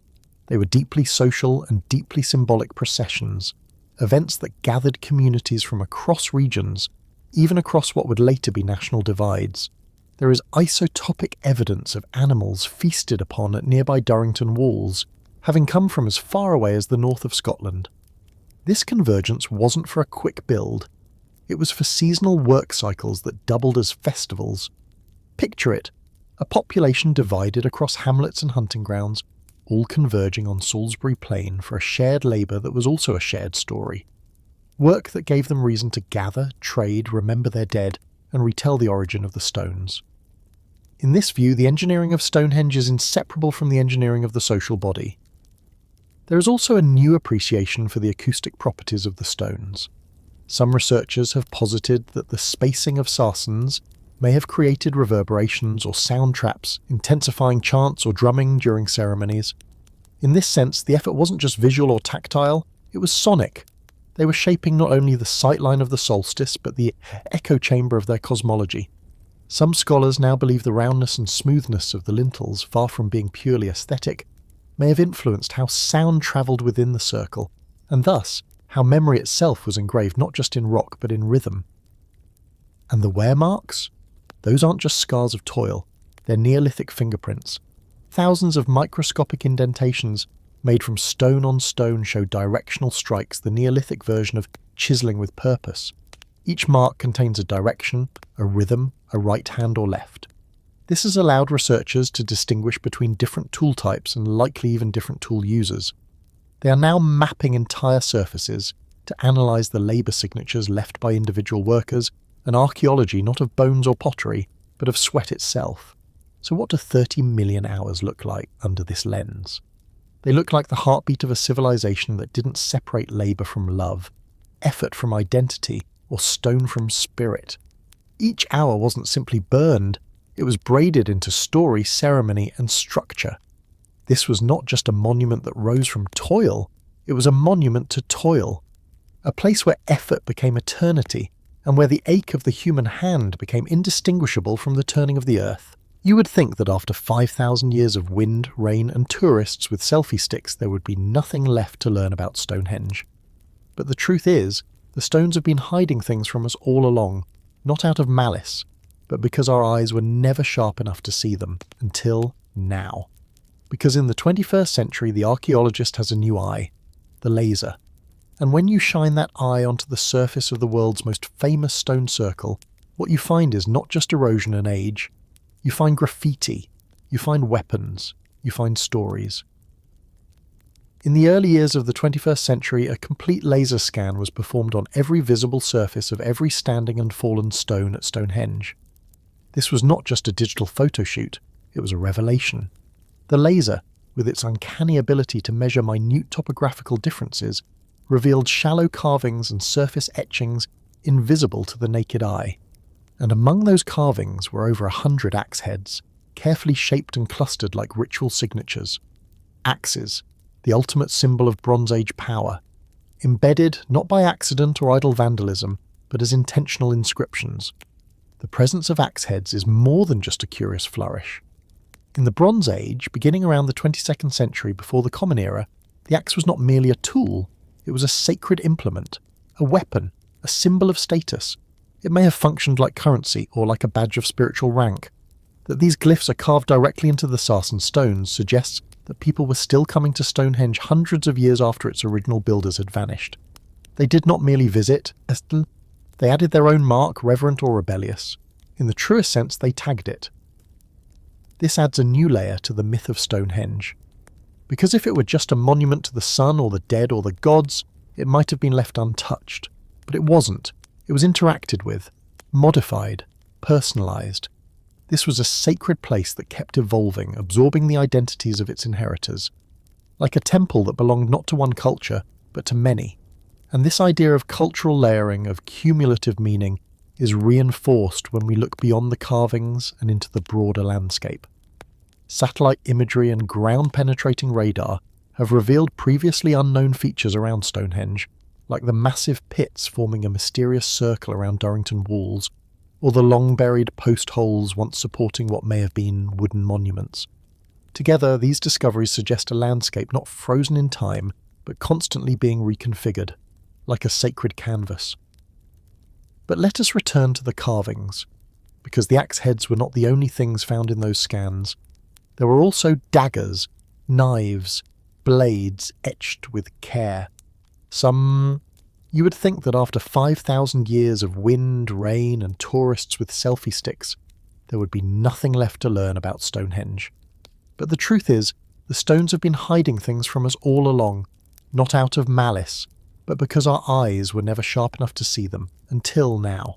Because in the 21st century, the archaeologist has a new eye, the laser. And when you shine that eye onto the surface of the world's most famous stone circle, what you find is not just erosion and age. You find graffiti, you find weapons, you find stories. In the early years of the 21st century, a complete laser scan was performed on every visible surface of every standing and fallen stone at Stonehenge. This was not just a digital photo shoot, it was a revelation. The laser, with its uncanny ability to measure minute topographical differences, revealed shallow carvings and surface etchings invisible to the naked eye. And among those carvings were over 100 axe heads, carefully shaped and clustered like ritual signatures. Axes, the ultimate symbol of Bronze Age power, embedded, not by accident or idle vandalism, but as intentional inscription. The presence of axe heads is more than just a curious flourish. In the Bronze Age, beginning around the 22nd century before the Common Era, the axe was not merely a tool, it was a sacred implement, a weapon, a symbol of status. It may have functioned like currency, or like a badge of spiritual rank. That these glyphs are carved directly into the sarsen stones suggests that people were still coming to Stonehenge hundreds of years after its original builders had vanished. They did not merely visit.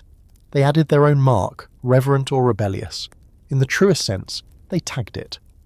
This adds a new layer to the myth of Stonehenge, because if it were just a monument to the sun or the dead or the gods, it might have been left untouched. But it wasn't. It was interacted with, modified, personalised. This was a sacred place that kept evolving, absorbing the identities of its inheritors, like a temple that belonged not to one culture but to many. And this idea of cultural layering, of cumulative meaning, is reinforced when we look beyond the carvings and into the broader landscape. Satellite imagery and ground-penetrating radar have revealed previously unknown features around Stonehenge, like the massive pits forming a mysterious circle around Durrington walls, or the long-buried post holes once supporting what may have been wooden monuments. Together, these discoveries suggest a landscape not frozen in time, but constantly being reconfigured, like a sacred canvas. But let us return to the carvings, because the axe heads were not the only things found in those scans. There were also daggers, knives, blades etched with care. Some were stylized, almost ceremonial in their abstraction. Others were so detailed that the rivets in the hilt could be made out. And still others appear beside geometric motifs, like circles and chevrons, which may represent shields or stylized eyes. If this is sacred tagging, it is deeply symbolic. The axe, the knife, the shield, all carved into stone as permanent emblems of identity and intention. It tells us that Stonehenge was not just seen as a place of passive reverence. It was a stage of particip where stylized, almost ceremonial in their abstraction. Others were so detailed that the rivets in the hilt could be made out. And still others appear beside geometric motifs, like circles and chevrons, which may represent shields or stylized eyes. If this is sacred tagging, it is deeply symbolic. The axe, the knife, the shield, all carved into stone as permanent emblems of identity and intention. It tells us that Stonehenge was not just seen as a place of passive reverence. It was a stage of participation, and the audience was not voiceless. These findings complicate the notion of Stonehenge as a finished monument. It may never have been finished, not in the classical sense. Instead, it was a living structure, a ritual palimpsest. With each generation that came, something new was added. A stone moved, a bone buried, a symbol etched. In this way, it mirrors cathedrals that took centuries to complete, evolving with each mason and monarch. Except here, the religion is nameless, and the architects are anonymous. Scientific analysis of the carvings even reveals when they were made. Weathering patterns and microerosion suggest that many axe heads were added during the early Bronze Age, around the 18th century before the Common Era. That's over 500 years after the main Sarsen circle was erected, a temporal gap that challenges the idea of Stonehenge as a single-era construction. It becomes instead a multi-generational act of worship, and perhaps of politics. Because to mark a stone is to claim it, to inscribe a blade is to say, I was here, I am part of this is ours now. And that opens the door to another idea. What if the Bronze Age additions to Stonehenge were not acts of worship but of conquest? What if they were less like prayer and more like rebranding? A new culture arriving, appropriating an older monument and stamping it with their own signs. After all, the arrival of metallurgy did not happen peacefully. It transformed societies, rewrote power structures. So maybe these carvings are not reverent at all. Maybe they are a warning. Either way, they tell us something crucial, that Stonehenge was never static, that it lived, and not just in the sense of use and reuse, but in the sense of perception. It was re-seen by every generation, re-understood. The way you or I might look at it now and see a spiritual observatory, while someone in the 15th century might have seen it as a Roman ruin, and a Victorian might have seen it as a Druid college. The stone stays the same, but the meaning moves. And perhaps the most humbling part of all this laser-guided clarity is that it proves how blind we were. These carvings were always there, but until we invented the right light we couldn't see them, which means there may be more. Symbols beneath the weathering, motifs erased by time but recoverable by tech. Even now the stones are speaking, and we are only just learning how to listen. What the Bronze Age blades tell us is that humans have always wanted to leave a mark. That memory is not just carried in stories or bones, but in scratches on stone, and that even the most sacred monument can be personalised. Because in the end, the truly holy places are not the ones we simply inherit. They are the ones we add to, the ones we dare to rewrite, recarve and reimagine, laser by laser, blade by blade. It began with a hole, not a sacred one dug with antler picks in the chalk of Salisbury Plain, but a literal void and absence. One of the Sarsen stones at Stonehenge, massive and weathered as it was, had once been drilled into during a restoration attempt in the mid-20th century. A cylindrical core was extracted, a clean, smooth plug of stone about the length of a man's arm, and then it vanished. Not ceremoniously, not into a museum vault. It simply disappeared, lost somewhere in the files and furniture of a Britain rebuilding itself after war. And then, half a century later, it turned up in Florida. The story might sound absurd, but it is true. In the year 2018, a man named Robert Phillips, a former employee of a company involved in that earlier restoration, returned the missing core to British researchers. He had taken it with him when he emigrated to America, kept it in his private collection, and upon nearing the end of his life decided to send it back. That cylindrical ghost of a drilling job became a gift to science. Because once it was back in the right hands, geologists could finally perform tests that had never before been possible. For centuries we had known that the outer ring of Stonehenge, the Great Sarsens, each weighing over 20 tons, was made of sandstone. But sandstone is notoriously difficult to source. Its grainy structure forms in many places, and without a comparative sample of the exact interior mineral composition, even the best scientists were working with half-guesses. But now, with the core in hand, they had a direct sample, and the science got to work. Using techniques like X-ray fluorescence and mass spectrometry, researchers compared the chemical fingerprint of the returned core to over 300 sandstone outcrops across southern Britain. One by one, locations were eliminated. 2 quartz heavy, 2 clay rich, 2 young. And then, at last, a match emerged. West Woods in the Marlborough Downs, just over 15 miles north of Stonehenge. It was a revelation. For decades, archaeologists had assumed that the Sarsens came from somewhere nearby, but no one had pinned it down. And now, with modern geochemistry, the path of the giants was made visible. The megaliths, so deeply embedded in the Salisbury Plain, had been hauled from the high ridges and forests of West Woods, a place littered with ancient burial mounds, trackways and other Neolithic traces. This was not a random quarry, it was a sacred source. And yet that raises a question. Why West Woods?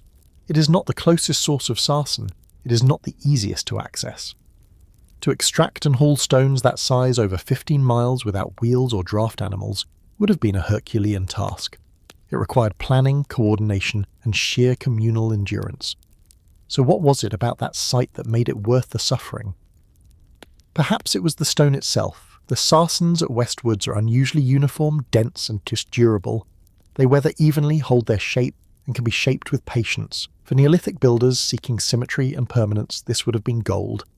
Or perhaps there was something older than utility or spiritual resonance. The hills of Westwoods are rich with prehistoric activity, long barrows and henges and strange alignments of their own. It may have been understood as a place of the ancestors, or of the Wends, a place where the veil between worlds thinned. Whatever the reason, the choice was made, and from there we begin to reconstruct the great procession. First, the stones would be selected, then extracted, likely with wooden wedges, fire cracking, and the slow splintering persuasion of human labour. Once freed, they would be dragged most likely on sledges across the uneven terrain, through forests and over rivers, across seasonal camps and feasting sites. It was not just a construction project, it was a journey, a myth enacted. Some archaeologists propose that this movement was itself a ritual, a pilgrimage of the living to mirror the journey of the dead. Along the route, feasts would have been held, offerings made, songs sung, and by the time the stones arrived at their final destination, they would already be holy, not simply raw material, but relics. The rediscovery of the core and the tracing of the Sarsen source is not merely a footnote in the story of Stonehenge. It reopens questions long buried beneath assumption. It reminds us that the monument was not a static object built in a vacuum, but a dynamic product of landscape belief and technological possibility. The path from Westwoods to Salisbury Plain was more than logistical, it was symbolic. It was a weaving together of sites, people and purposes, and even the discovery itself is a kind of modern myth. A missing fragment returned from exile, unlocking secrets hidden for millennia. The stone that wandered, only to speak again. In this, we see what science offers the ancient. Not coldness, but clarity.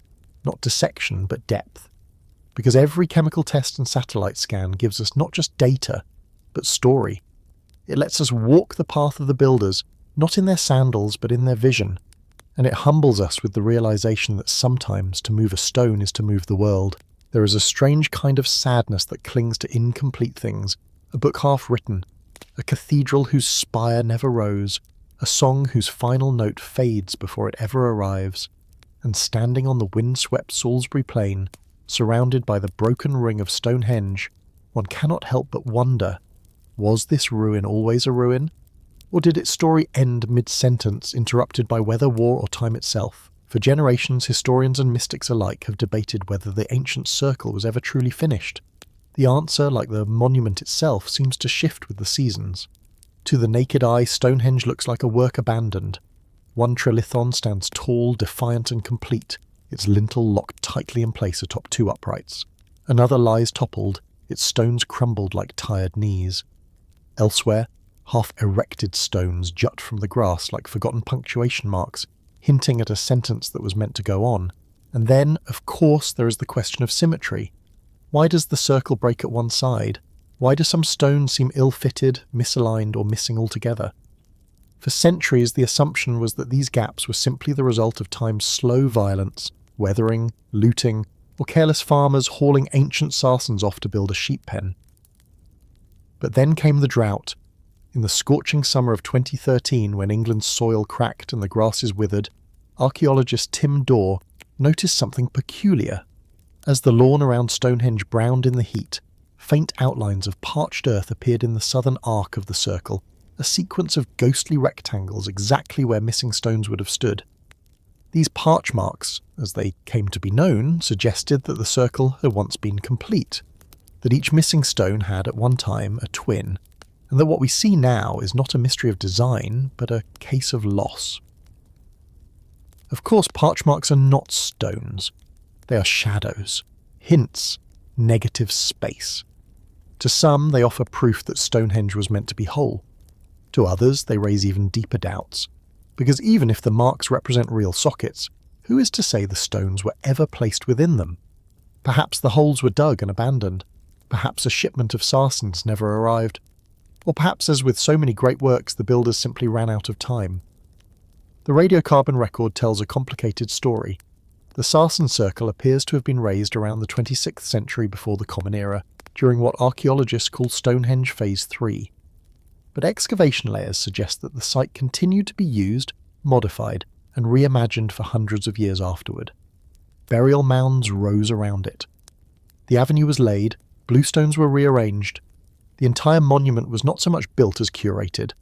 An open project, a Neolithic museum always under renovation. And then there is Stone 56. Known to researchers as the tallest of the surviving uprights, it leans slightly inward as though straining towards some ancient memory. But if you look closely at its base, you notice something odd. The stone is fractured, its lower portion, buried beneath the earth, seems misshapen, cracked. Some believe it was never meant to stand, that the builders had chosen a flawed monolith and raised it anyway, knowing it might one day fall. Others think it fell during construction and was simply never replaced. Either way, it is a stone that tells a story of compromise. In this light, the idea of an unfinished Stonehenge becomes less a problem of engineering and more a parable about human ambition. Perhaps the circle was never meant to be perfect. Perhaps the gaps, the broken stones, the absent trilithons are part of the design not as failures, but as intentional reminders that no monument lasts forever. In many indigenous traditions, imperfection is sacred. A woven basket will contain a deliberate flaw, a gesture of humility before the gods. Could Stonehenge be the same? A sacred ring deliberately left open to let the spirit pass through? Some archaeologists argue that Stonehenge was not meant to be a static sculpture, but a stage for performance. The solstice alignments, the interplay of shadow and light, the acoustics of stone and air, all suggest a monument designed to be experienced, not merely seen. In this context, the missing stones become not a deficiency, but a dynamic part of the ritual. They create entrances, exit points, lines of sight. The gaps guide the body, the procession, the ceremony. And then there is the simplest explanation of all, that Stonehenge is incomplete because time itself is incomplete. We are still in the middle of the story. Every generation that visits adds another footnote, another mark carved into the soft sarsen skin, another ash scattering, another solstice vigil. The monument is not finished because we are not finished with it. The myth continues, the pilgrimage lives, and the circle, though broken, still turns. In the 21st century, we have begun to see Stonehenge not as a singular act of Neolithic will, but as a process, a layered story, an archaeological novel with edits, revisions, and marginalia. Each pit, each bone, each fallen lintel is a word in that story, and the final chapter, perhaps, has not yet been written. After all, even today, when the sky is just right and the wind moves low over the plain, you can hear them, the footsteps of the ones who came before, the murmur of builders who worked with antler and sweat, the voices of those who buried their kin beneath chalk and circle, the silence of druids who stood in robes before a rising sun, and maybe, just maybe, the breath of someone who left a stone unplaced because they knew, as we must know, that the greatest monuments are never truly finished. They wait, they change, they endure. There are no prayers carved into the lintels, no burial chamber holding the body of a king, no oracle, no altar, no scroll, only stone, only haunts and sky. For all its grandeur, all its heft, Stonehenge remains a place without a book. It stands not as a cathedral in the traditional sense built upon the word, but as a cathedral of sorts, composed in the grammar of shadow and light. If there is a scripture here, it is unwritten. If there is a doctrine, it is unspoken. This is not a monument that explains itself, it simply stands. And that, perhaps, is its greatest power. Because when you stand inside the sarsen circle, feeling the echo of 5,000 winters in the breeze, something strange happens to time. The tick and hum of the modern world vanish. There is only wind and weight and wonder. And in that suspended stillness, you understand why people kept coming back, why they buried their dead here, why they carved axes into stone, aligned lintels to the solstice, and walked barefoot across chalk paths to gather beneath these megalithic sentinels. Not for answers, but for presence. This is a cathedral not of certainty, but of awe.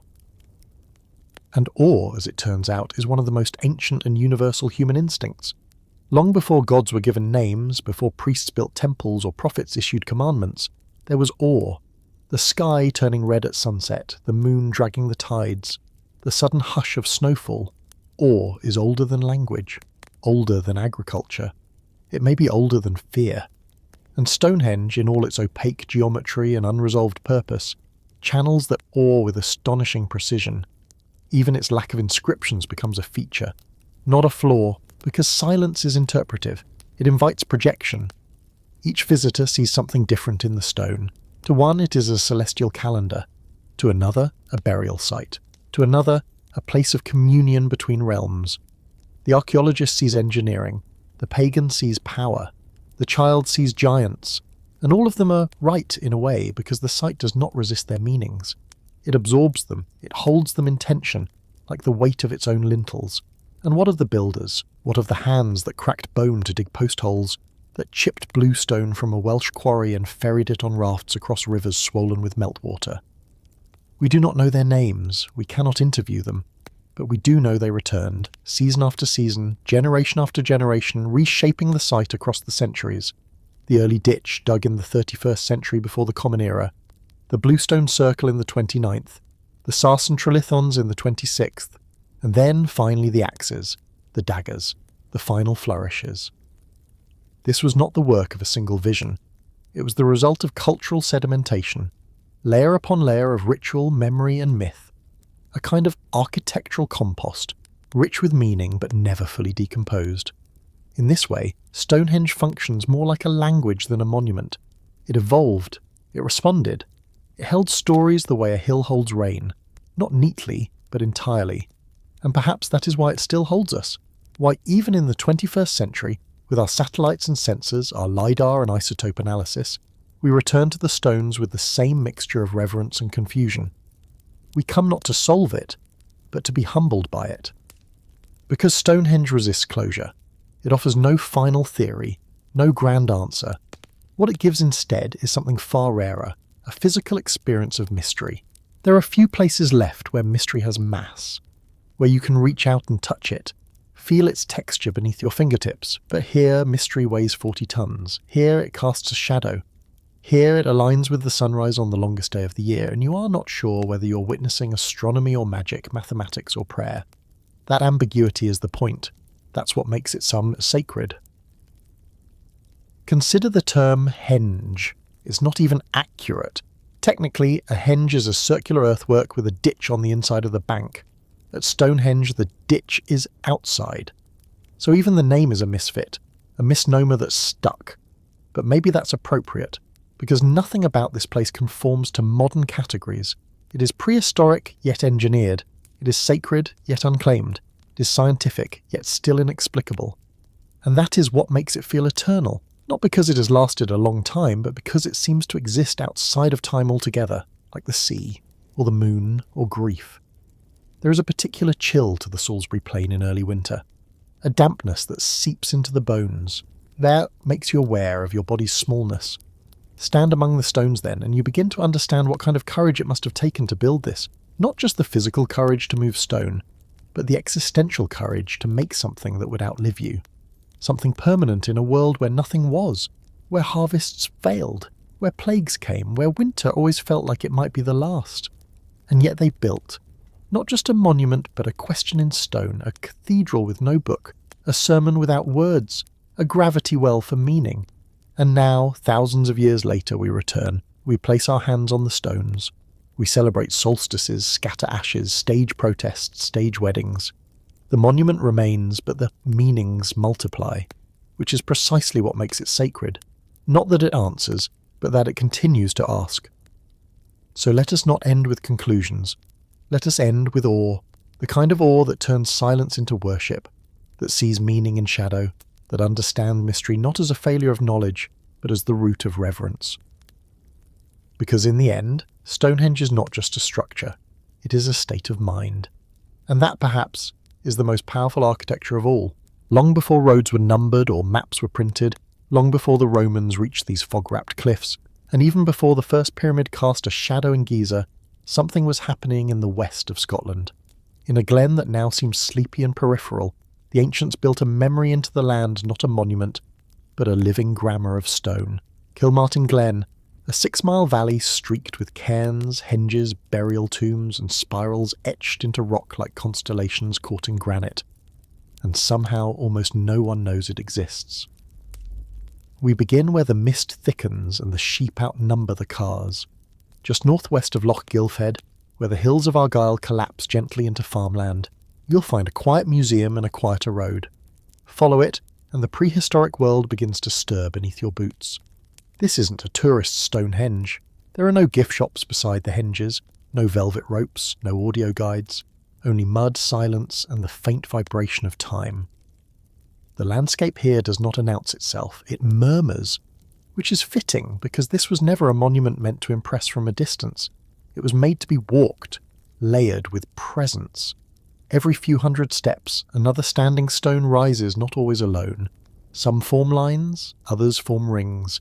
Some are etched with spirals that only emerge when the winter light hits them sideways, like a secret that refuses to be seen too easily. To archaeologists, this region is a dream in open air. More than 800 prehistoric features, many clustered within walking distance of the village of Kilmartin. It's been called Scotland's Stonehenge, but that sells it short. Because this isn't just a site, it's a system, a cosmos built in cairns. Take the Templewood Stone Circle. Quiet, moss-lined, eerie. Older than King Tutankhamun. Flanked by trees that weren't here when the first stones were lifted, it's a place that confuses time. Look around and you'll see the Glen's Rhythm 5 massive cairns strung out like a spine, forming what scholars call a linear cemetery. It is as if the dead were being laid down in alignment, not for ease, but for meaning, a choreography of grief. Further along is Netherlargy South, one of the burial cairns that opens like a cracked geode. Inside, a chamber, dark, silent, layered in ancient dust. Echoes change here. Light shifts oddly. Step within, and you feel it, the Neolithic sense of burial, not as erasure, but as transformation. Archaeologist Dr. Aaron Watson calls it a trans-dimensional space. And for once, the poetic phrasing feels like understatement. This was a place for rituals we no longer know how to perform, for stories we forgot how to tell, for turning the living into something else. What's staggering is how much of this was almost lost. The Glen's wonders, though visible to anyone willing to look, were not mapped until the 20th century. It was only in the 1960s that 2 local women, Marion Campbell and Mary Sandeman, began documenting what the British state had overlooked. Their volunteer survey uncovered countless forgotten stones, burial chambers, pottery shards, arrowheads and beakers. They weren't just finding relics, they were finding memory, a memory the earth was barely clinging to. Even today the discoveries haven't stopped. Beneath a wind-blown hill south of the Glen lies 𝐓𝐈𝐌𝐿𝐄𝐒𝐌𝐏𝐻𝐒, one of the largest prehistoric rock art sites in Europe. Covered in cut marks, concentric rings and horned spirals, it's a surreal canvas that only comes alive in low winter light. Some believe it to be astronomical. Others say it channels spiritual forces. No one agrees. And maybe that's the point. This isn't a site of answers. It's a landscape of riddles. Not unlike Stonehenge, but more spread out, more elemental, and somehow more personal. Because unlike Stonehenge, which imposes its mystery through scale and symmetry, Kilmartin Glen seeps into you. It does not need to be fenced or decoded, it just is. And in that quiet certainty, it offers something Stonehenge never could: the chance to wander unchoreographed through a sacred landscape. To lose yourself not in its grandeur, but in its grain. And perhaps that is why this place matters more than most. Not because it is more ancient, though in some cases it is. Not because it is more dramatic, though its silence has a drama all its own. But because it reminds us that meaning was not always built in monuments.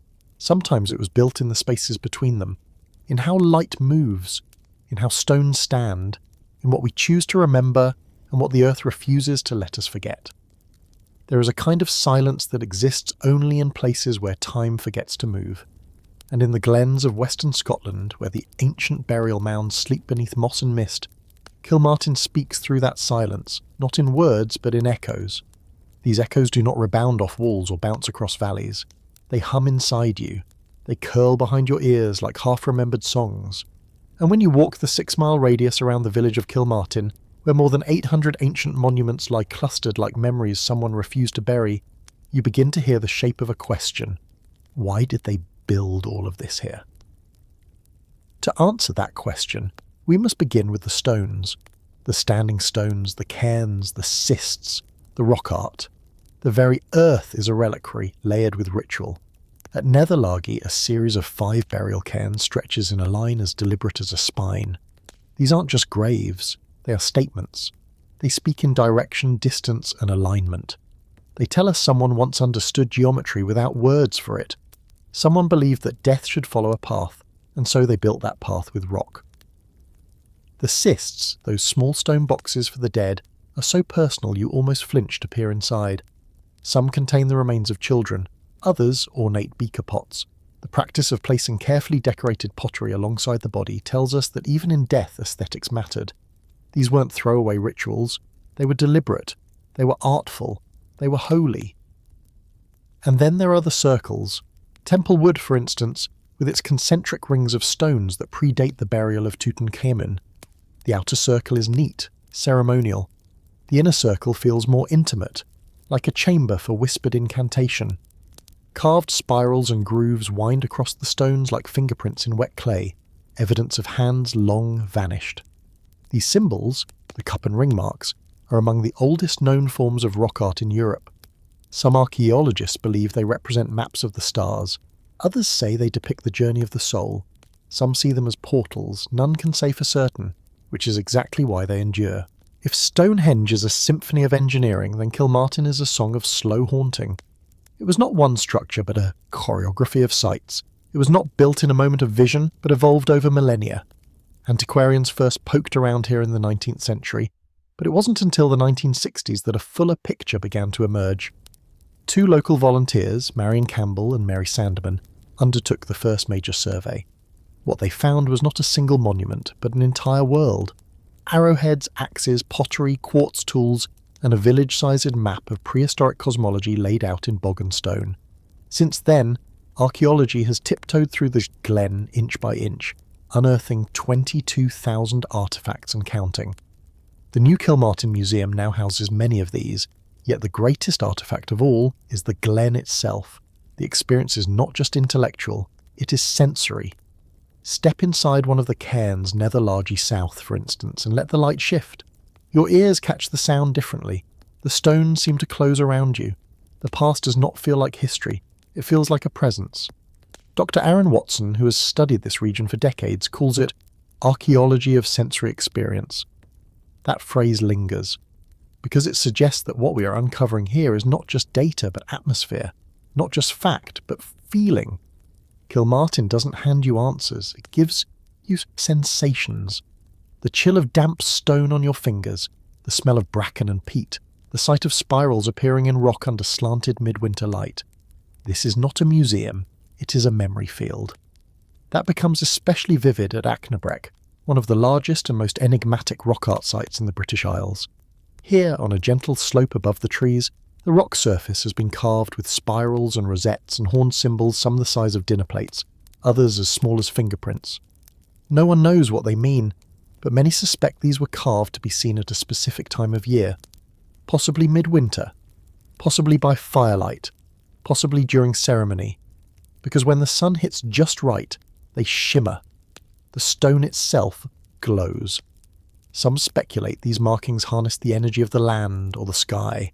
Others whisper about ley lines, Celtic deities, or ancestral navigation. It is not clear what is truer, that the people of Kilmartin Glen believed their rocks could speak to gods, or that we still do.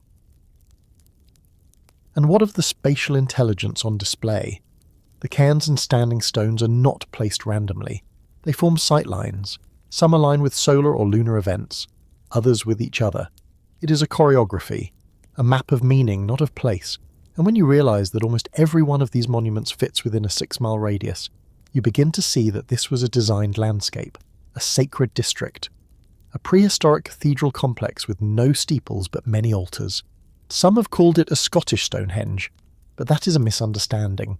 Stonehenge is iconic because it survives in photogenic grandeur. Kilmartin, by contrast, is expansive, mysterious, uncontained. Stonehenge was central, Kilmartin was networked.